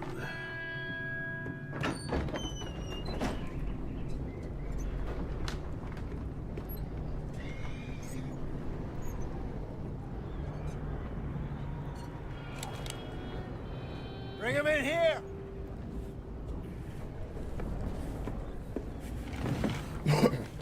Sorry if it's running choppy on stream too. I got like 800 different programs open and running right now. I still got Resolve open. Yeah, it's probably gonna run like shit. I know Rockstar games are very labor intensive on PCs. I do not have a crazy PC by any means. Mr. Pearson, My poor 3070 see what we Ti got, is have doing some his food. best. Davy's dead. There was Not Davy. nothing more you could have done. What are we gonna do? We need supplies. Well, first of all, you're gonna stay here, and you are gonna get yourself warm. Dude, quarters. Quarters? John In and Mike scouting out $18.99? They're ahead. putting like $100 bills today Arthur on and I, there. we're gonna ride out, see if we can find one of them. And this, just for a short bit. And I don't see what other choice we have. Listen. Listen to me, all of you, for a moment. Now, we've had, well, a bad couple of days. I loved Davy, Jenny, Sean, Mac. They may be okay. We don't know. But we lost some folks. Now, if I could throw myself in the ground, Here's the real question. How And much did I they're miss dead. from the first game? Because I never played that one either. I'd do it. Gladly. But we're gonna ride out, and we're gonna find some food. I have to give Everybody, myself a recap of the first game here. we're safe now. There ain't nobody following us through a storm like this one. And by the time they get here, well, we're gonna be long gone. We've been through worse than this before. Mr. Pearson, Miss Grimshaw, I need you to turn this place into a camp. We may be here for a few days. Now, all of you, get yourselves warm. Stay strong. stay with me. Stay with We ain't me. done yet. Come on, Arthur. All right. We've got some work. Am I to stay with me, We man, ain't or am run I into them Arthur? yet.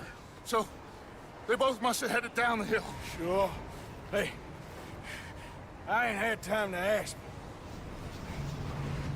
What really went down back there on that boat? We missed you. That's what happened. Come on. Oh. Hey, you need horses? Oh, yeah.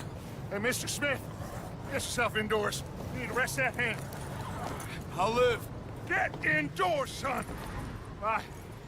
All right, tell me I'm riding the We horse, actually. need you strong. Hey, there we Okay. go.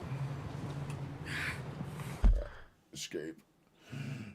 Escape. Oh my god, I have my mouse back. Oh my god, I got my mouse back. Settings.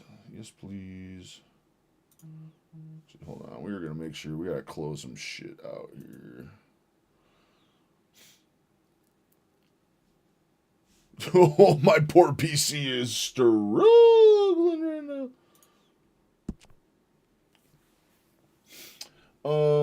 Graphics, I assume. Windowed borderless. Who plays windowed borderless? Full screen windowed. Windowed borderless. There's no full screen borderless? Oh my god. No. What kind of game doesn't have full screen borderless? My goodness. Plot changes.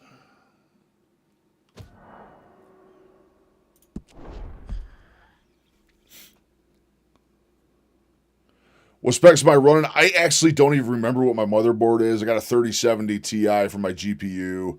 My CPU, I don't remember. And my mobile, I don't even remember either. Nothing crazy, though. Absolutely nothing crazy. It was just a pre-build I had from shit. I bought this thing 3 or 4 years ago. It's been a minute. All right.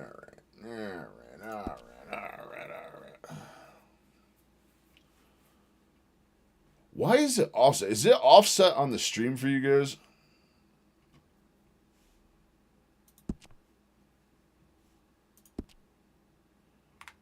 For some reason it looks like it's offset on OBS right now. Hold on, let me see. Whoops. What is happening? Forgive me, fellas. Forgive me. It is, perhaps I need to go to an actual window capture on that. I'll set this up better. This is my first time gaming on here in a minute.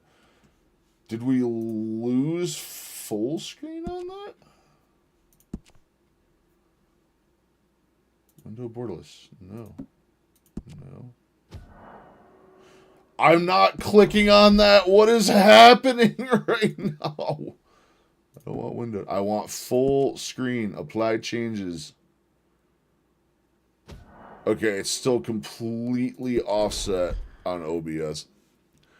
Yeah, forgive me on that. This is, I probably should have had this booted up and loaded up and checked it was all right before. Okay, so it's probably gonna be cheats. We don't want no fucking cheats. Come on, let's go. Alright, it's probably gonna be a little offset from here on out. I'll have it fixed by the next time we stream again, though, for sure. Stay close. We'll do our best to stick to the trail. This goddamn weather! Been 2 days or more. Oh, actually, hold on. I bet you I can go. Why is it grabbing it in OBS again? Like I said before, I'm figuring all this out as I go. All right, so I can keep tinkering with this, or I can play Warframe for the rest of the stream, which I know absolutely works. It's up to you guys. We can do some Warframe things for a little bit, or I can tinker with this later. This game obviously is not wanting to work right with how much stuff I got running on the PC. It's not wanting to stay on full screen for whatever reason. Settings. Rockstar Games, not notorious for being kind on PC usage. We'll give it one more shot here. If it goes back, we'll just hop on Warframe for the rest. Full screen. Apply changes. See, the weird thing is I have 2 monitors. I'm losing input to both monitors. Do we stream my tuna later? Sounds good, Random. We're only going to be going for about another 45 minutes. I wake up to go to the gym at 4 a.m., so it is about my bedtime. We're going to go till 8 p.m. Eastern. But I very, very much appreciate you hanging out. Thank you for spending some time with me. You are always welcome back. Yeah, this is glitching the shit out of my PC right now. My entire other monitor is just like absolutely caving in.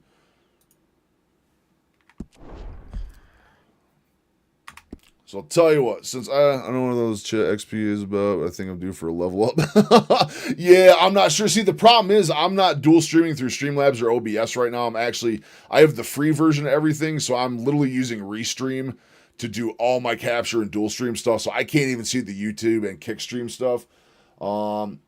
All right, so what we're going to do, I promised gaming tonight, so we're going to do some gaming, but you can see it's like pulling tabs from the other side of my screen onto this one, like something really weird's going on right now. So we're going to quit out of this. Next time, I guarantee we will alert. I don't even care about save progress.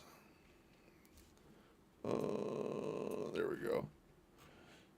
Yeah, that's wild. I don't know why that didn't want to work. So we're going to boot up Warfare. Watch this. I guarantee this works first click.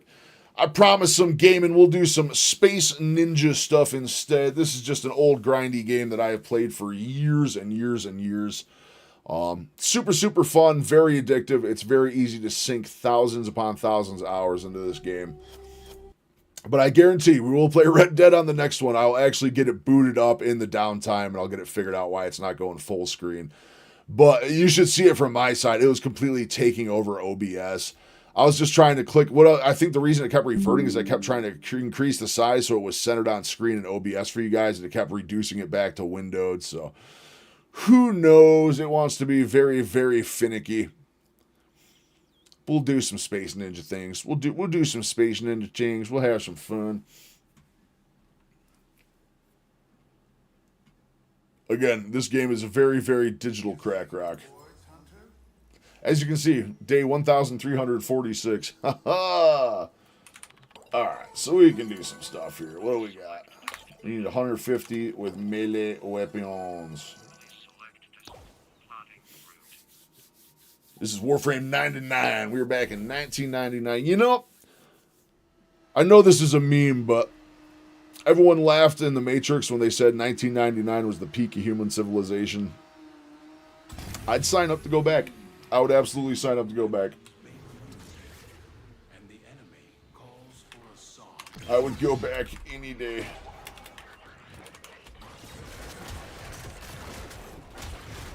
Hooah!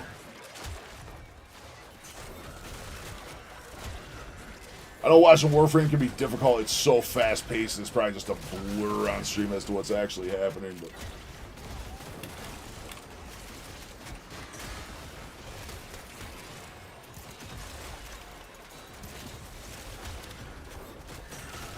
I'll look into that too. So I'll see what that the XP is for stream and stuff. I'll figure that out the more as we go as well. Like I said, I should have the actual versions of like Streamlabs and OBS coming up here, so I should just be able to actually multi-stream and manage the actual chats how I'm supposed to.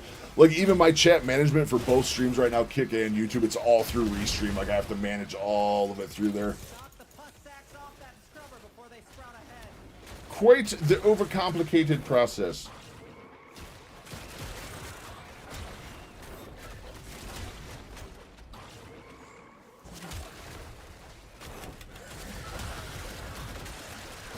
Oh, they stand no chance against my Wukong monkey stick. How many games have a Wukong character? I swear there are so many. So many. And you can't count Black Myth Wukong. That doesn't count. That is a pure Wukong game.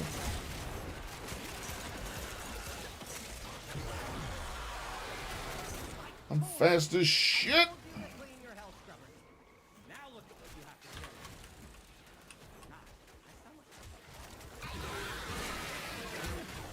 Oh, you a big boy.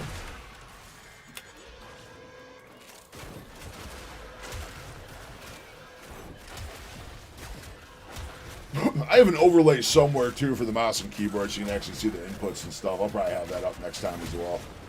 And next time we'll actually just straight jump into Red Dead. We won't do any reacts or stuff leading into that one. I've been promising for like 3 streams now we're going to get Red Dead going. I feel bad I don't have it up and running right now for you guys. I'll probably have to get in. I think I'm going to get in and get it set up. I'll probably have to get past the initial first few cutscenes, get it all dialed in, figured out. So I might be a little bit in by the time we start it up for stream, but I do also guarantee, like, all these games we're going to do on stream, ones you guys are interested. If you have game requests, too, I'm absolutely willing to try out a bunch of new stuff. But things like that, it's one of them things where I'm only going to play them on stream. I really don't game much off stream anymore. Anytime I do have is literally editing videos and going to the gym at this point. So I'll make sure nobody misses any of it, and then we'll have stream highlights as well. If anyone misses a stream or anything and you're super keeping up with the game or anything, we'll have definitely recaps for all that stuff.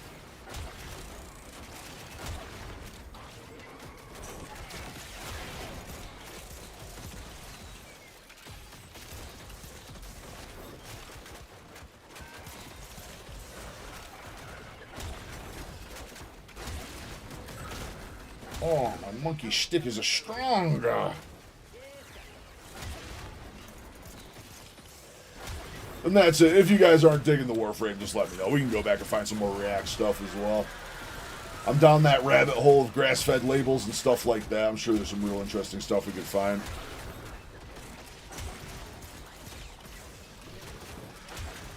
Oh, another big boy.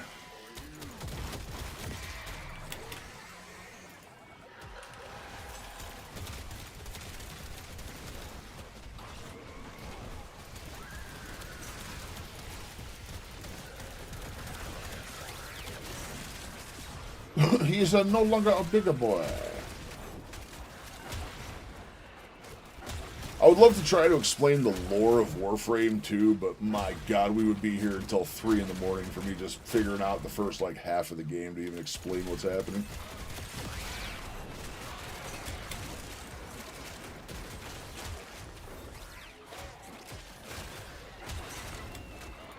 The Egyptian diet. Yeah, we can do that if you want, Rob. Like I said, if you guys aren't digging Warframe, Warframe is a very particular... Holy stutter, though, dude! I wanted to say particular kind of viewing pleasure. Gotta admit, Warframe is just dull. Yeah, Warframe's super boring to watch. Warframe is one of those games, like, it's a literal digital crack rock to play, but watching it is possibly the most boring thing. And that's why there's like no big Warframe streamers that exist. There are some that'll hold a couple hundred viewers, but I'll finish this mission, I'll get the hell out of the game. That's why I was very hesitant to even turn Warframe on, because, like, dude, it's just, it kills your audience. No one understands it. No one understands how builds work or put together, or like how crazy what's happening actually is. It's just a blur of damage numbers. A blur of damage numbers, and it's impossible to even fail stuff anymore. Like, you're just, the power creep in this game is so ridiculous that it doesn't matter anymore.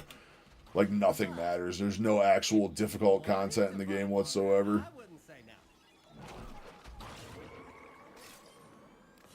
Where'd you link that? You had that linked in Discord, right, Rob? Yeah, look at that. Seriously, we went from, I turned Warframe on, we went from like 8 people down to 3 instantly. Oh, lesson learned. Lesson learned. We don't play Warframe anymore. All right. All right, so now we're out of there, and we will simply Alt F4 that bad boy. I don't want to show my Discord on stream. Where'd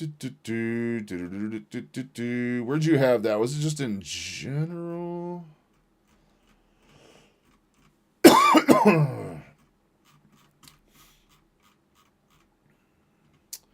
Egyptian.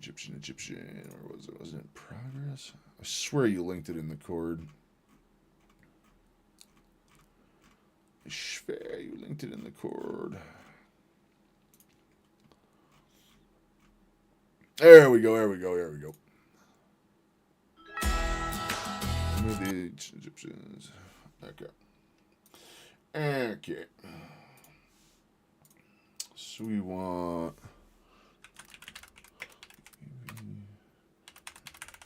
Joseph Everett.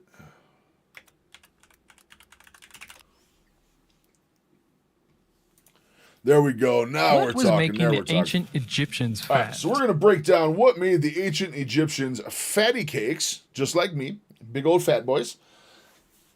And this video is courtesy of Aram, as many have been in the past, and I'm sure many in the future will be as well. Let's see. Hold on. Let me get my actual thing up. No, I don't want to upgrade now. Thank you. Yeah, I found it. I can't click the link and expand it into a window in Discord. It kind of just plays as a YouTube self-sustaining window through Discord itself.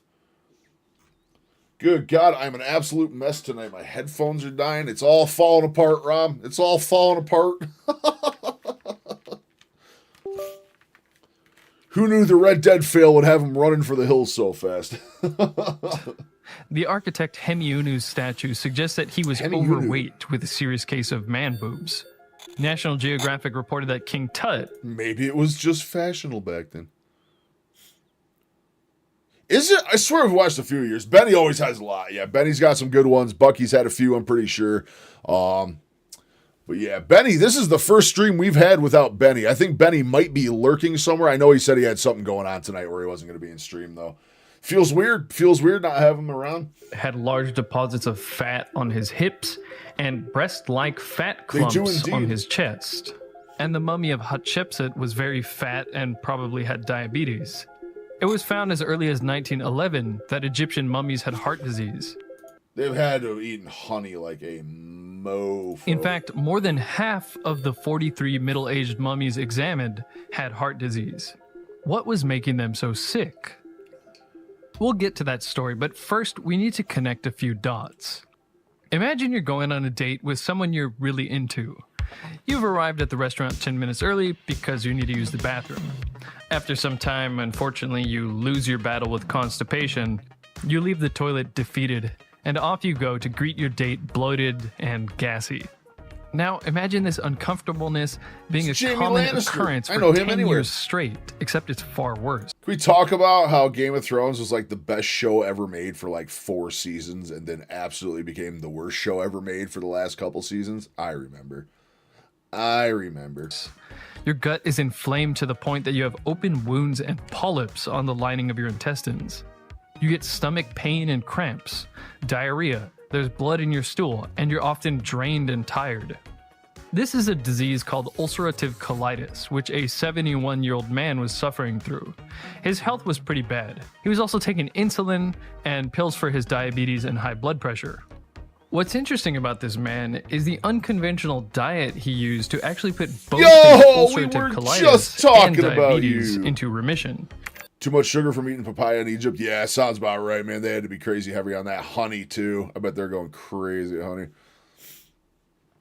Watching it back again, I prefer the positive nature of Lord of the Rings. Game of Thrones is pretty good. It's just too pessimistic, and I'm a cynic.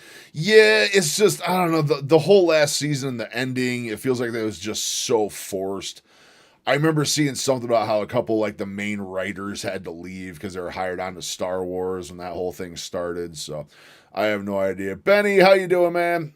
How's your night going? We've been missing you. It's funny, we were just talking about you 2 seconds ago. I said, it feels weird. This is the first stream I haven't seen Benny in.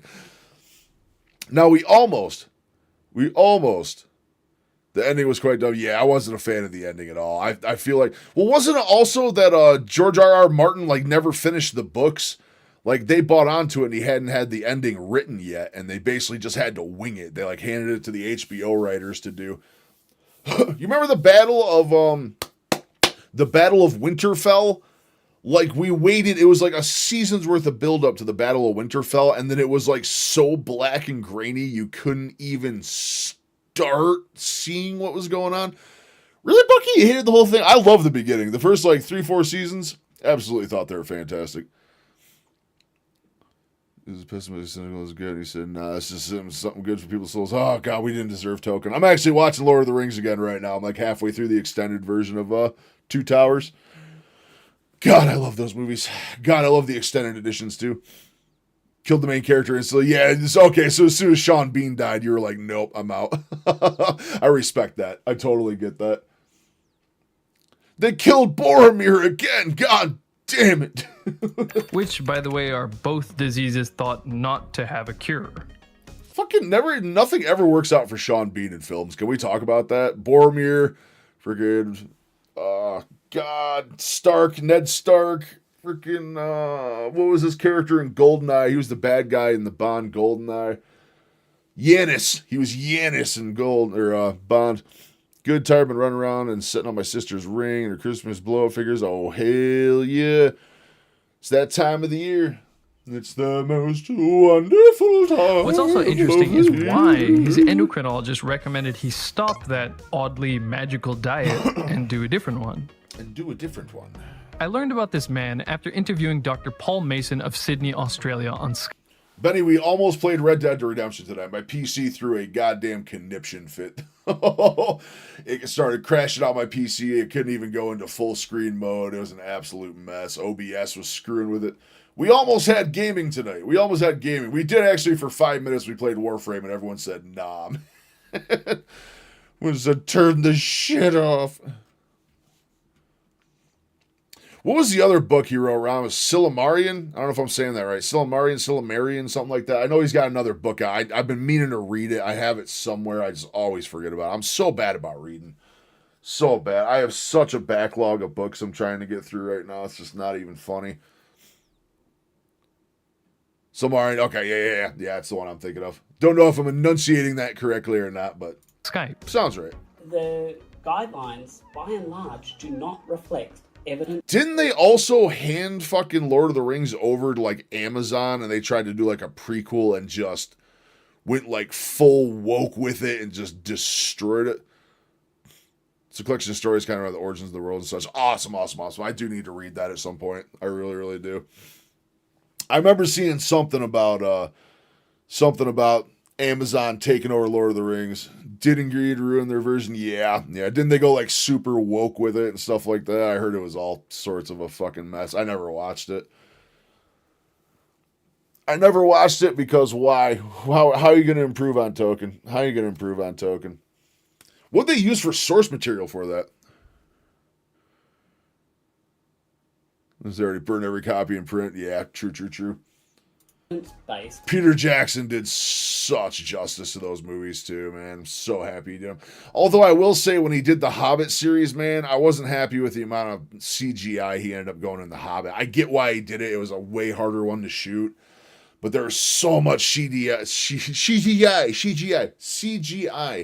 Whereas like Lord of the Rings had so many practical effects. I love old practical effects stuff. Had to buy eggs, ribeyes, pork ribeyes, bacon, cottage cheese. Now I can eat some real food. Oh, dude, I bet, man, you were ready to go to town after that sardine fest you've been on. Goddamn, ribeye sounds so good. I am so broke. I'm surviving off ground beef and ground lamb right now. It's all I've had for like 2 days. They're distorted facts. They're not based on science, and following them does not lead to optimal health. Dr. Mason shared several surprising and somewhat controversial points, but this 71-year-old man's story happens to back up each of those points. So let's look at the new diet that drastically improved the video of that health, 70-year-old you sent and we'll earlier look at about how it it was came nuts. to I had to be double that a check to make sure it wasn't medical Anatolian professional, his disguise for a endocrinologist, second. would recommend that he go back on the type of diet that probably made him Yo, that's the 1990s food pyramid. That's the literal OG, like 1994 food pyramid. I recognize it anywhere. Whole bottom of the thing. Oats, baby. Oats, meat. There you go. I sick remember. in the first place. I was there So again, the 71-year-old man's 2,000 new years diet ago. had plenty of saturated fat. Yet his endocrinologist recommend he stop and eat a diet low in saturated fat. You've probably heard a lot about saturated fat by now, but let's look at the logic and history that led to health professionals making this recommendation.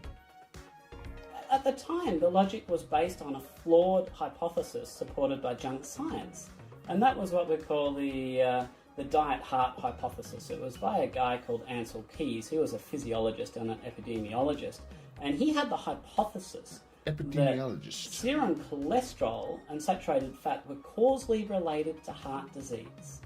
And this was based on some experimental data. For instance, what happens if you feed rabbits, which are herbivorous, a high saturated fat diet. So clearly this has no relevance for humans at all. And also the studies are And backed it's by the based on sugar industry. Let's not forget epidemiological those. study, which has now been well and truly debunked, called the 7 Countries Study, where he basically cherry-picked data from some countries that he liked the results of. Before Ansel Keys released his 7 Countries study, he first presented a graph in 1953 showing data from 6 countries that found that the more fat a group of people ate, the more heart disease they had. It made for a very convincing chart. However, just 4 years later, in April 1957, biostatistics PhD Jacob Yerushalmi and medical doctor Herman Hillebo presented a strikingly different chart using the same pool of data that Ansel Keys was using. Their chart showed that the more fat people ate, the less heart disease there was. How could that be? Well, Ansel Keys didn't have data for only 6 or 7 countries, there was data for 22 countries. When you look at the data for all 22 countries, there's no convincing relationship between fat and heart disease. Regardless, 4 years later, a 1961 issue of Time magazine. I had hamburger, sausage, brisket, chicken hind corner, eggs, bacon, and pork rind today, and I'll probably have 2 cups of cottage cheese before bed. Dude, you shut up about that cottage cheese. I want cottage cheese. I am sticking to my 90 days of lying, like absolute clockwork. I'm not going to falter. I'm not going to fail. But 7 days in, I have pretty much decided that I like base carnivore a lot more than lion. I miss eggs. I miss cottage cheese, although cheese is an issue. Cheese is an issue, man. But God, cottage cheese is so good. Magazine featured Ansel Keys and explained to the public that eating saturated You fat get them little curds or them big curds? that raises your cholesterol, and this causes heart disease. At the end of the article, it says Keys' cholesterol was 209. That's funny because President Dwight Eisenhower had a much lower cholesterol of only 165 when he had his heart attack in 1955. A couple years later, in a 1987 New York Times article competing for real estate with a woman's summer suit ad, famous heart surgeon Dr. Michael DeBakey said that his 30 years of experience with over 15,000 patients led him to conclude that high cholesterol was not the cause of heart disease. So if we were to take saturated fat, for instance, there's been more than 10 systematic reviews and meta-analyses. Y'all want to eat? Hell which yeah, is dude. where we actually compile Diversify all the data your together, looking at cheese. saturated fat and polyunsaturated fats. And on balance, they find in favour of saturated fats. Higher saturated fat consumption is not associated with worse health. Another change that helped the 71-year-old man fix his health was a drastic reduction in carbs. His endocrinologist, on the other hand, after seeing his excellent lab results, recommended instead he eat more carbs like whole grains, as well as fruits and vegetables. This high-carb, high-grain recommendation starts at least as early as 1977, when Dietary Goals for the United States was released to the public, thanks to George McGovern. These goals, driven by the idea that fat and cholesterol cause heart disease, recommended reducing saturated fat to just 10% of the diet and raising carbohydrates to 60% of the diet. 60%. However, there was plenty of opposition to this at the time. I have pleaded in my report and will plead again orally here for more research on the problem before we make announcements to the American public. I said to the professor that I was working with, this is not right. Animal fat's not causing this, and this is not what the data says. There were eminent scientists of the time saying this is nonsense. There is no good scientific evidence that either fat or cholesterol, is at the root of heart disease.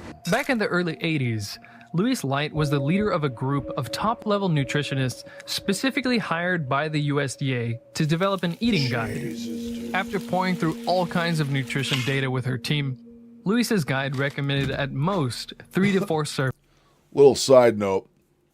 So like I was saying earlier, YouTube views have been dipping a little bit. TikTok views have been increasing a little bit. A new contender has entered the ring. Instagram is saying, what's up? We have a reel on Instagram about to hit 30,000 views from yesterday. 30K. Several others in the thousands too, man. Instagram's starting to look good. Starting to look good. Servings of grains per day. Not long after submitting the report, 28.7 was right shocked now. to We see might that actually they hit made some 30 tonight. drastic revisions, like increasing the grains from 3 to 4 to 6 to... Reminds how little people understand what glucose actually is. My grandparents offered me some ribs today. I declined because of the barbecue sauce. It's just honey. I watered it down with some beer. Yeah. Bobo sauce will get you. I mean, barbecue sauce is just pure fucking sugar at the end of the day. I was never huge on barbecue sauce. Never huge on Bobo sauce. I like hot sauce. I like a nice hot sauce for sure. But barbecue is never really my thing. Ketchup, I only like on ketchup, mustard, I only like on hot dogs. Like mustard on Sammy's. I have a nice Sammy, ham Sammy or something, I'd have it. Barbecue sauce for bad. I mean, that's what I'm saying, dude. You don't even need that shit. You don't even need that shit. You eat salt, and that's it. 11 servings a day. As she wrote in her book, Louise told her boss, the agency director, that these changes would be disastrous and would mean unleashing obesity and diabetes upon Americans. Despite her objections, they decided to stick with their version. What was the reason they gave her? Well, it had nothing to do with health. They said that jacking up the grain recommendation would cut costs for the food stamp program. Dude, the way he's scrolling around and highlighting stuff, just another side note. We'll say some dry, shitty meat. Yeah, I know what you're saying. Man, and vegetables were expensive. Crazy. Grains were cheap. Despite Luis's protests, in 1991, the food pyramid was released, recommending 6 to 11 servings of grains every day. I was close. Even before this, though, the original high-carb recommendation from 1977 was taking its toll on people's health. If you look at the obesity trends, people started to get fat pretty much right when George McGovern issued his report recommending low-fat, high-carbohydrate diets.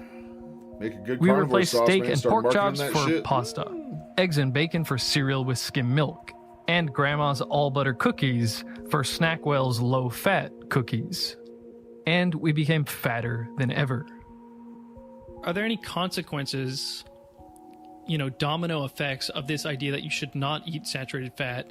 You should cut the fat off your steaks. You shouldn't have full-fat yogurt. You need to have skim milk. It's tangy and fatty. What That's are all the you need. downstream effects of that? Well, I mean, we've only got three main sources of macronutrients, which is, carbohydrate, protein, and fat. And you can only eat so much protein. I mean, and you cut out the fat in the diet, then that really leaves only one thing, and it means you have to increase your carbohydrate intake.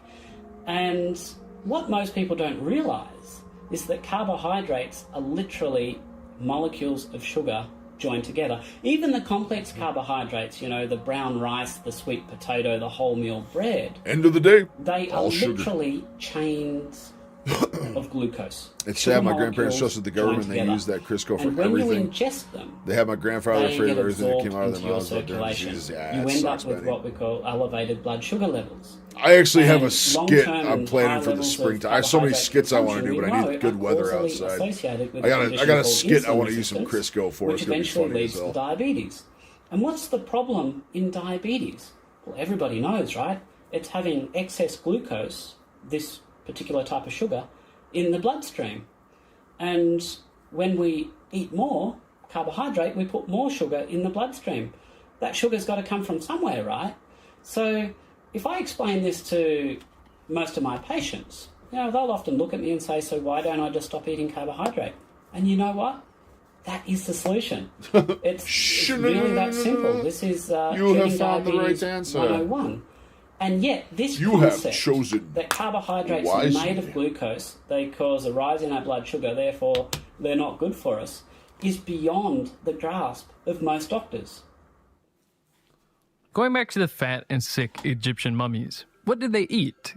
Well, as Dr. Michael Eads explains, a modern nutritionist would say the ancient Egyptian diet was fantastic. The basic ancient Egyptian diet had some plant oils, they also fished and ate some fowl and had the occasional serving of red meat, but the diet was mostly carbohydrates, primarily bread. They also had fruits, vegetables, and honey. As explained in a paper in the Journal of Egyptian Archaeology, the most important food of the Egyptians was bread. In fact, the Egyptians were nicknamed Artophagoi, Those who which means overpartake in eaters the of honey bread. will have the bad You can blood. find several figurines depicting people grinding wheat, as well as art depicting people harvesting wheat or Finally getting preparing on Roasty City bread. Change. Yeah, mine Egyptians too. with their Mine too. bread-based diet were Unfortunately, essentially mine is stuck working out of town for the next 10 weeks. She's got 10 more weeks working out of town. It's not going to be feasible for her to maintain on the road. It's just not. But the minute she's off contract and she's working back home again, oh my God, I am cracking the whip. Respectfully, of course, but I am cracking the proverbial whip on her, and we're going to get her in shape as well. She cannot wait. She is type 2 diabetic. I want to reverse that shit. And I'm going to do it. I am going to do it. Mark my words. following the 1991 USDA food pyramid. Some people have argued that, well, it was only the rich who could afford to be mummified or have statues of their fat selves made, and only the rich could afford to buy and eat many saturated fat containing animal foods. So that's why the mummies had heart disease. However, scientists have a really interesting way to determine what ancient people ate, called stable isotope analysis. By looking at how much of an isotope of nitrogen, called nitrogen-15, is in the bones of a person or animal. Hell yeah, they do, And Benny. then comparing that to the Well, she wasn't totally on nitrogen-15 with the diet. content She of just said it's plants done. in They the go there and area, super sugary they sauce can and tell it's whether an obviously worse. animal Yeah, or absolutely. person's diet had more Absolutely. meat or more plants in it. Dr. Eads explains that this kind of stable isotope analysis found that the Egyptians got only 29 to 19% of their protein from animal sources. Not only was most of their protein coming from plants, but their diet as a whole was mostly grains and plants, which means very little saturated fat. The researchers described it as being close to a lacto-ovo-vegetarian diet. And as this paper explains, there was a surprising lack of difference in the stable isotope composition between social classes, meaning that everyone, rich or poor, was generally eating a high-carb, low-saturated fat diet. I remember want when us fat I and sick, was my friends. They want us planning fat on and doing a sick. low carb diet, a couple people saying you can't just cut a whole food group out. You can't just not eat pasta, not eat bread. You need carbohydrates. Is that true? Is there a biological requirement for dietary carbohydrate? So I will say right now, and I'll say it explicitly, there is no need for dietary carbohydrate. In other words, the theoretical minimal consumption of carbohydrate that is consistent with good health is 0. Now, this doesn't mean that some tissues in our body don't need to use carbohydrate. They don't need to use glucose, which is a carbohydrate. But it means we don't need to eat it, because if our body needs it, it can make it. It can make it from certain amino acids. It can make it from the glycerol backbone, which forms the triglyceride type of fat. So we do not need to eat carbohydrate. The notion that we need at least 130 grams of carbohydrates a day to support our neurological function is... I don't think the reason this all gets pushed because the people at the top were generally period was it was objectively easier to meet caloric requirements for a healthy adult with grains, but not with full nutrition. Few shoot people with the genders are convincing the right people, but that's the problem. Yeah, for sure. It's just way cheaper to feed the masses. Is based on nothing but junk science. So... Oh, I'm not sure on that, Rob. I would have to look. I will again say we do not need to eat dietary carbohydrate. It is not an essential nutrient. That might be shocking to hear that the requirement for dietary carbohydrate is 0. Yet again, this 71-year-old man's case proves the point. His diet had virtually 0 carbohydrates. His diet was in fact an all-meat diet. No carbs, no grains, no fruits, not even vegetables. I know that for some of you, saying an all-meat diet cured this man's diabetes and ulcerative colitis might sound like I just said you could cure eczema and baldness by eating Elmer's glue. But bear with me for a moment, and let's look at it in terms of what he's not eating. As Dr. Paul Mason explained, not eating carbohydrates would be good for lowering his blood sugar, which would improve his insulin resistance and improve his diabetes. In fact, the endocrinologist even acknowledged in the report that the reason he wouldn't need his diabetes medication metformin is because the reduction of carbs improved his blood sugar. But this man had a painful, constipating bowel condition. Yet we all know that fiber is good for our bowels. It's good for pooping. Yet this man's new no-fiber diet healed his bowel condition.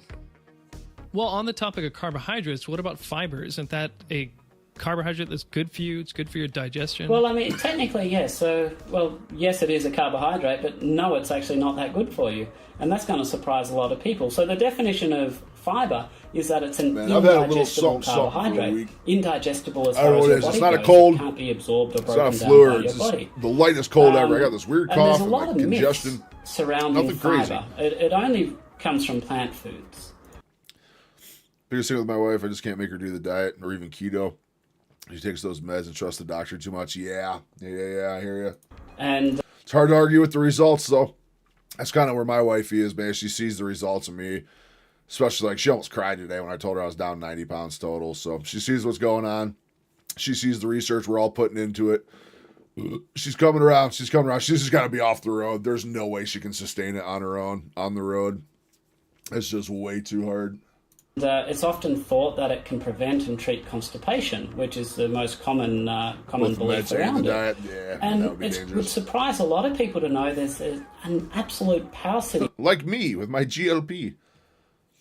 They're trying. That fill-in doctor was trying so hard to get me up my dosage on GLP. You're doing fantastic. I'm like, yeah, I know. I'm down like 30 pounds from the last time I saw you. Yeah, well, it could be more. I'm like, dude, shut the fuck up. Of studies that actually support that.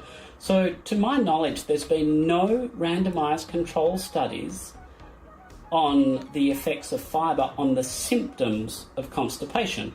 And I say that very precisely. So the symptoms of constipation means things that bother people. Things like pain and bloating and bleeding.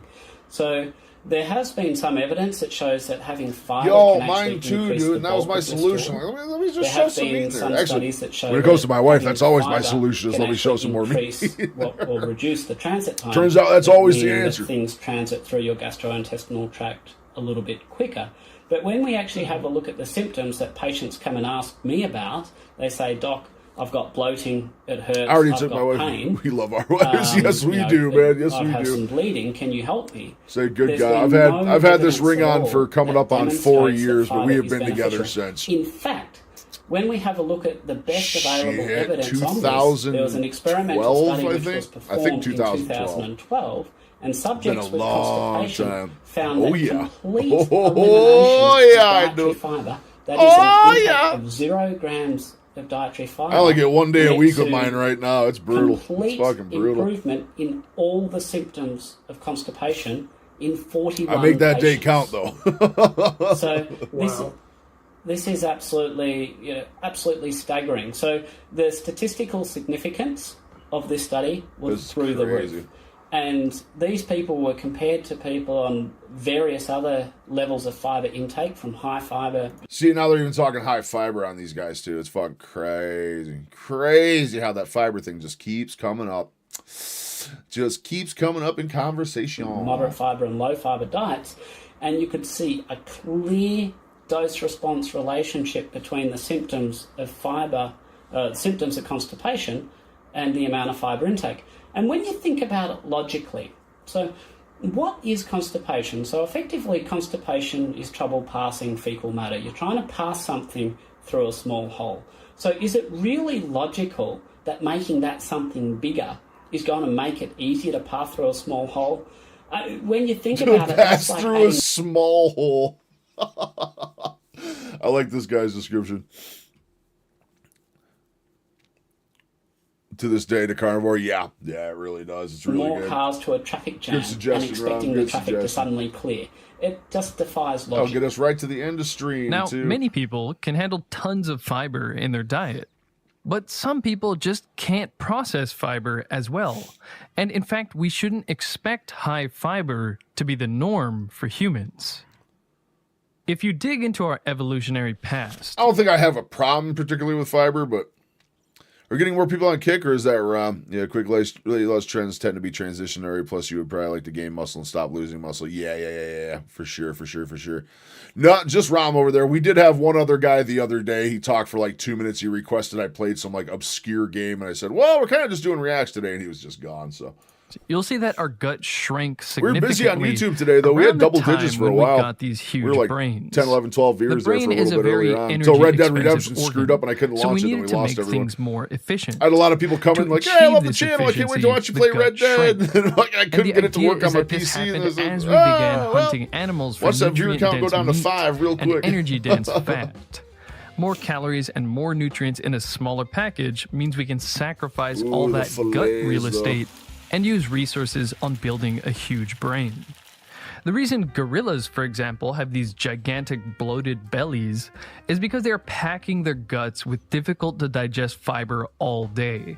Gorillas have a huge colon that is specifically for fermenting fiber to produce short-chain fatty acids. These fatty acids are an energy source.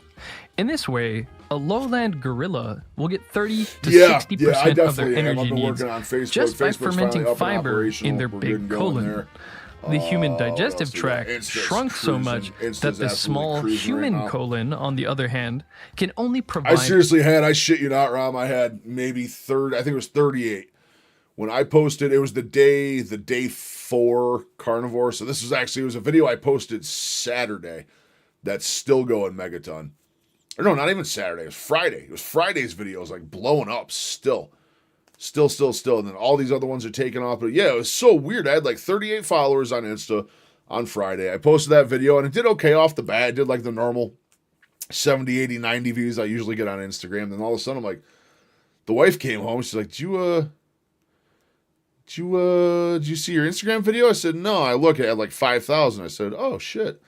And I went to bed and I didn't even look when I got up. And the wife said, did you look at your Instagram overnight? I said, no. I said, it's got 20,000 fucking views. So, oh my God. Everyone's been pretty quiet. I know Bucky's in here lurking somewhere. We got some other lurkers. I know McCarthy was in here. Cyrax, we had 2 or 3 new guys tonight. We had a few that just found my videos here in the last little bit. So, at best, 2 to 9% of our energy needs from fermenting fiber.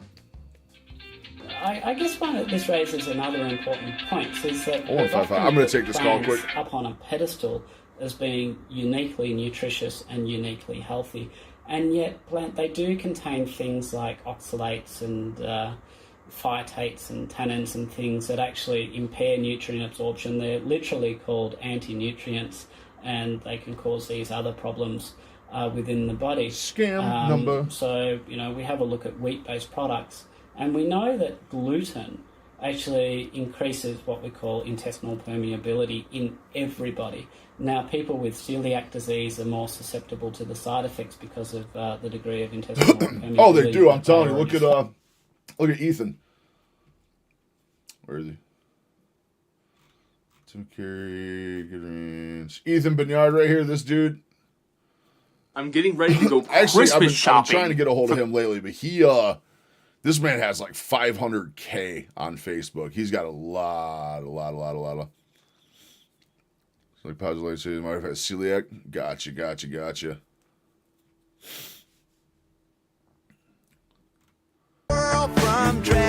He's big. I'm telling you, man, there's so much competition with this weight loss shit, though. There's a lot of people. Where's Reed? You want to see something that just everyone pales in comparison to? Where is he? There's Reed right there. Where's his from the other day?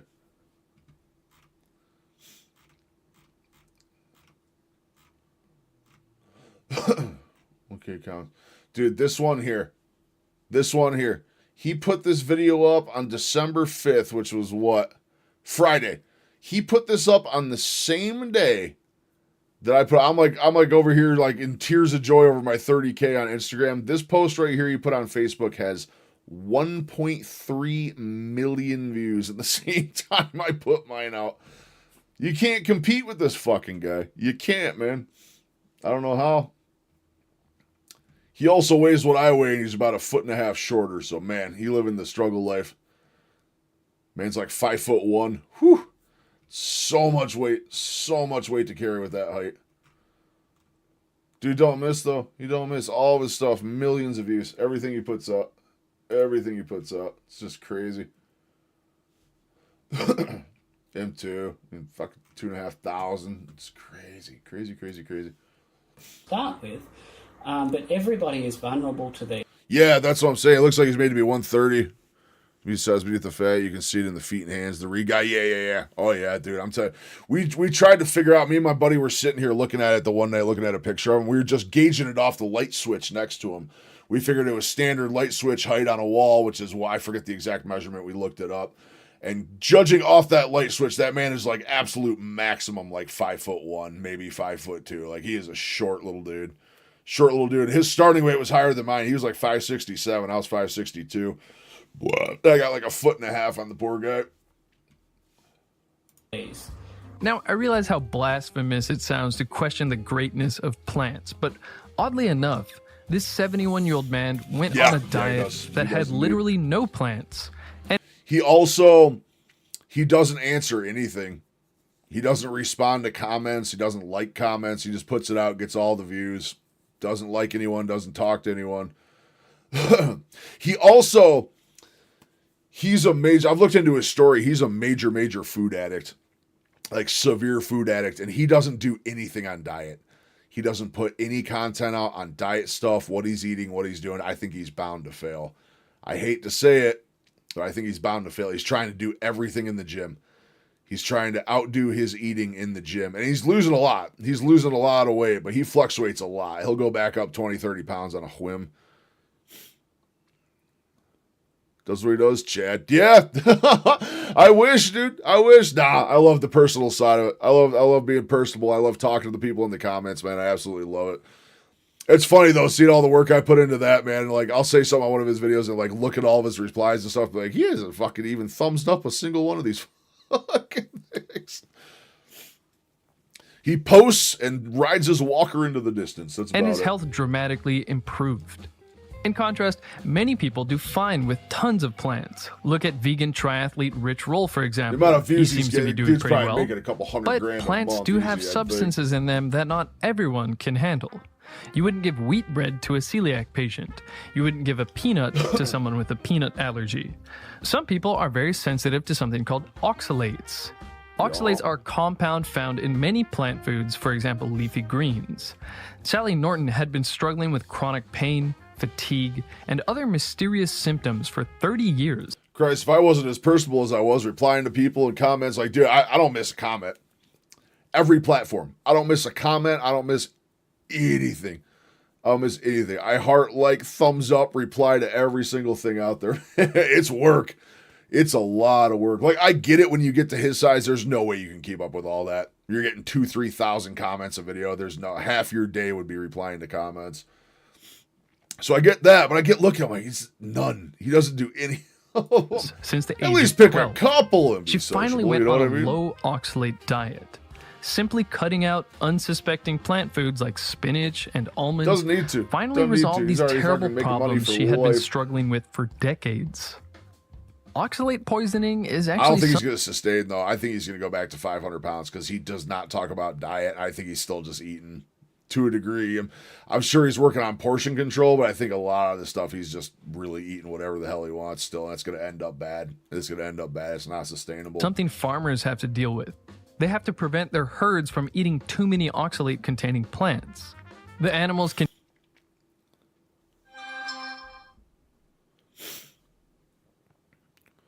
Yeah, the feathers are dangerous, but someone actually has alerted me outside of Alpha Gal. Yeah, Alpha Gal's the only one I can think of. That's literally the only thing I can think of. Yeah, what's going on here? Can develop issues as serious as kidney failure from this. Humans are told that the brassica kale is a superfood, but ranchers caring for a herd of grazing animals are told to beware of the health risks of kale. Benonym. The point is to say that we shouldn't expect all people to be perfectly able to handle all plants. Benny's kicking somewhere. When Benonym. we actually have a look at, I like Benonym better. A lot of the nutrients in plant foods, we have to have a look Spit at us a sick biological freestyle, value. Benonym. So if we take iron, for instance, we get Probably by heme animals are iron considered from red meat. Yep, animal yep, foods, yep, and we yep, get yep. non-heme iron from plant-based Dude, foods alpha like gal is spinach. so there's- messed up. That is such a shitty way to go. Oh, man. Fucking ticks. I'm telling you. Fucking ticks. Really no man. comparison in terms of how effective they are able to be utilised by the body. So non-heme iron in spinach is very difficult. Yeah, dude. I'm telling you. You know the whole Plum Island story with Lyme disease, right?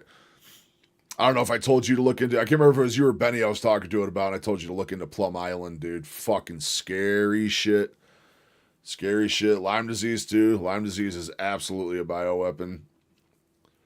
The base bacterial Lyme dates back hundreds and hundreds of thousands of years. They found it in bodies and stuff, but nothing like what it does today. Nothing like what it does today. Oh, man. 12 miles off the coast of Lyme, Connecticut, there's this island that's a chief bioweapons research facility. Man, what a coinky-dink. What a coinky-dink. For our body to actually assimilate and to deal with. Did And it we see get this out, or across was it the released across is the board. real question. We have vitamin A that comes in different forms, and the form of vitamin A we have from animal foods is so much more biologically useful than what we get from plant foods. Species, We're often told this or that fruit or vegetable is chocolate. Yeah, I'm telling you, if you haven't looked into it, look into Plum Island. I'm telling you. Look into Plum Island Research Facility. It's literally 12 miles off the shore. It's between Long Island and Connecticut, but it's 12 miles away from Lyme, Connecticut, where Lyme disease initially broke out in the 70s. Full of this or that nutrient.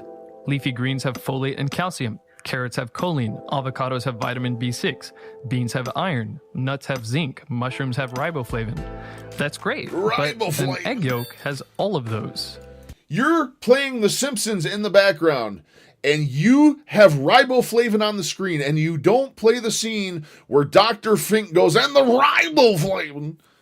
Come on, man. Massive oversight.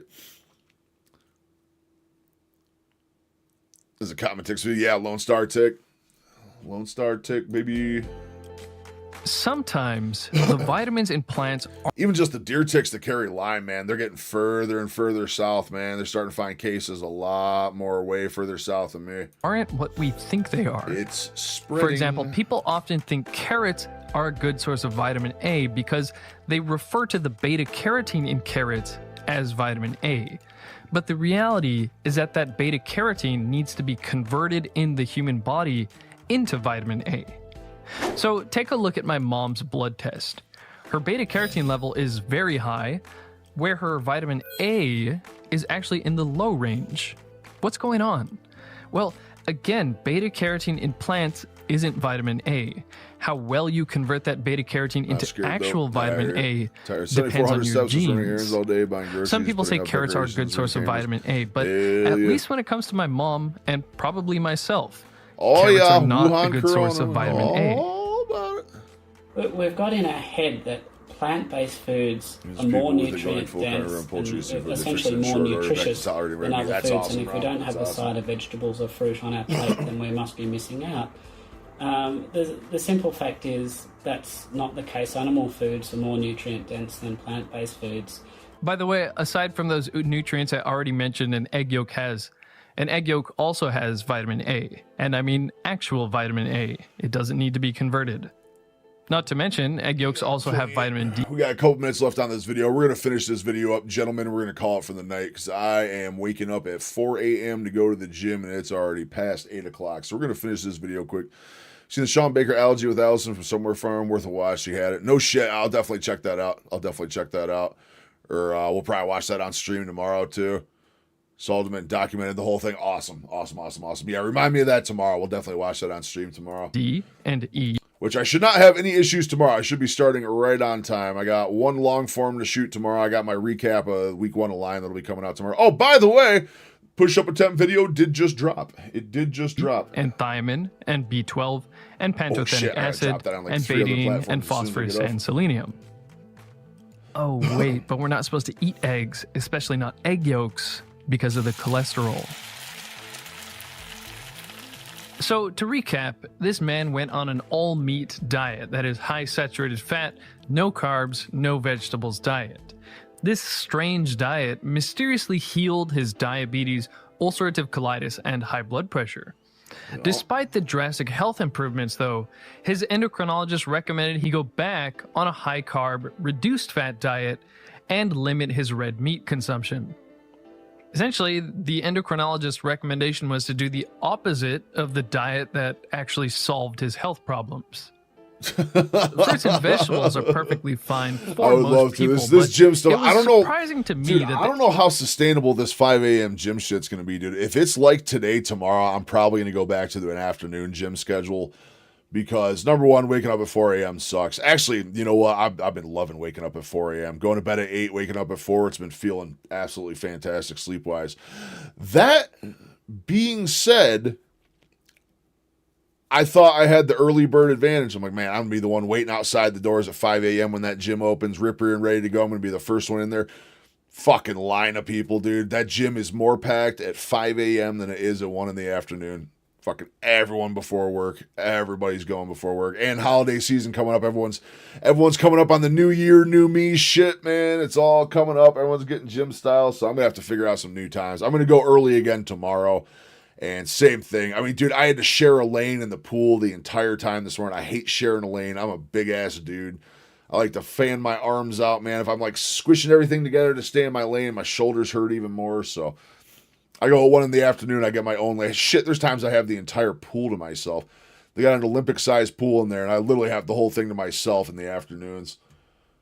But it feels so good waking up at 4 a.m., man. Why has there got to be so many people there? It's only going to get worse, too. As soon as New Year's hits, oh, my God, man.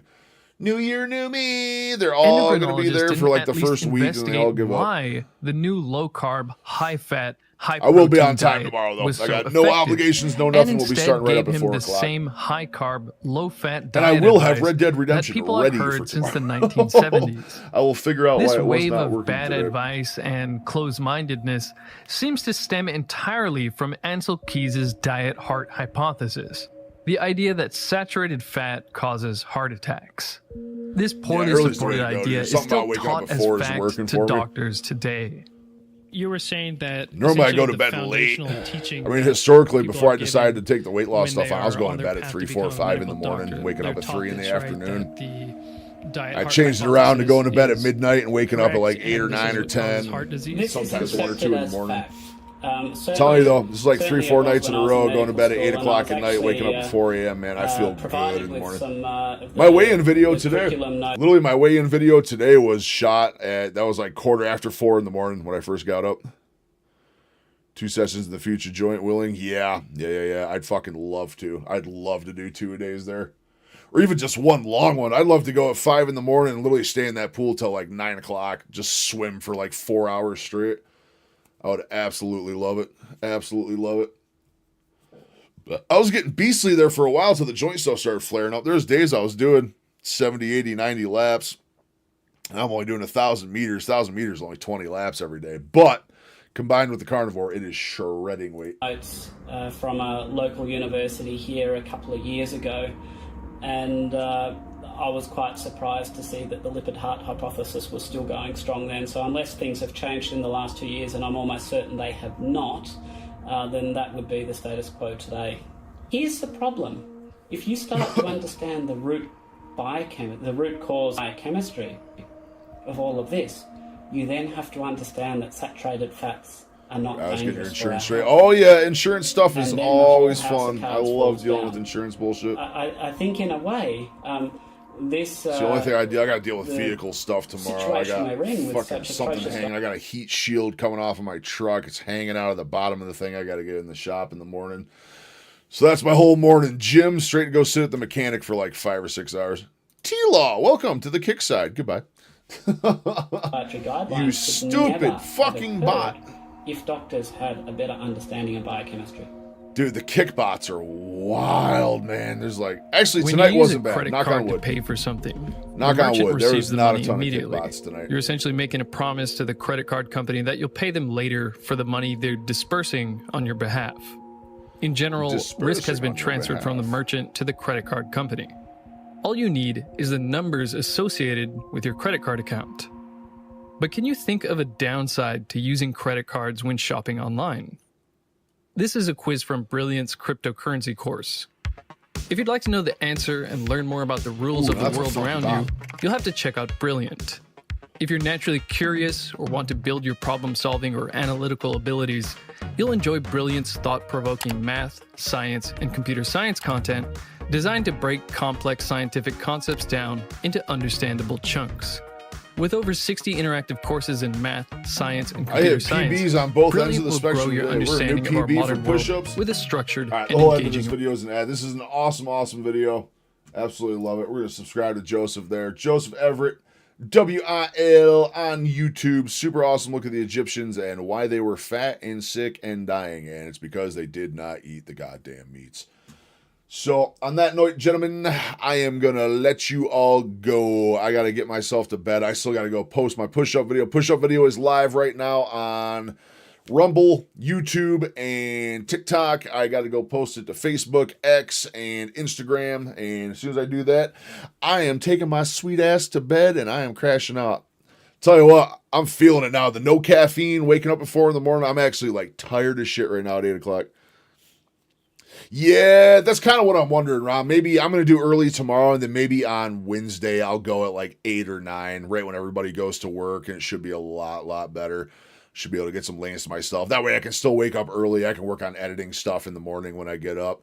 Or I could just sleep in till 5 or 6. That also works too. I don't have any reason to be up at 4 outside gym stuff. So, brothers, thank you guys so much.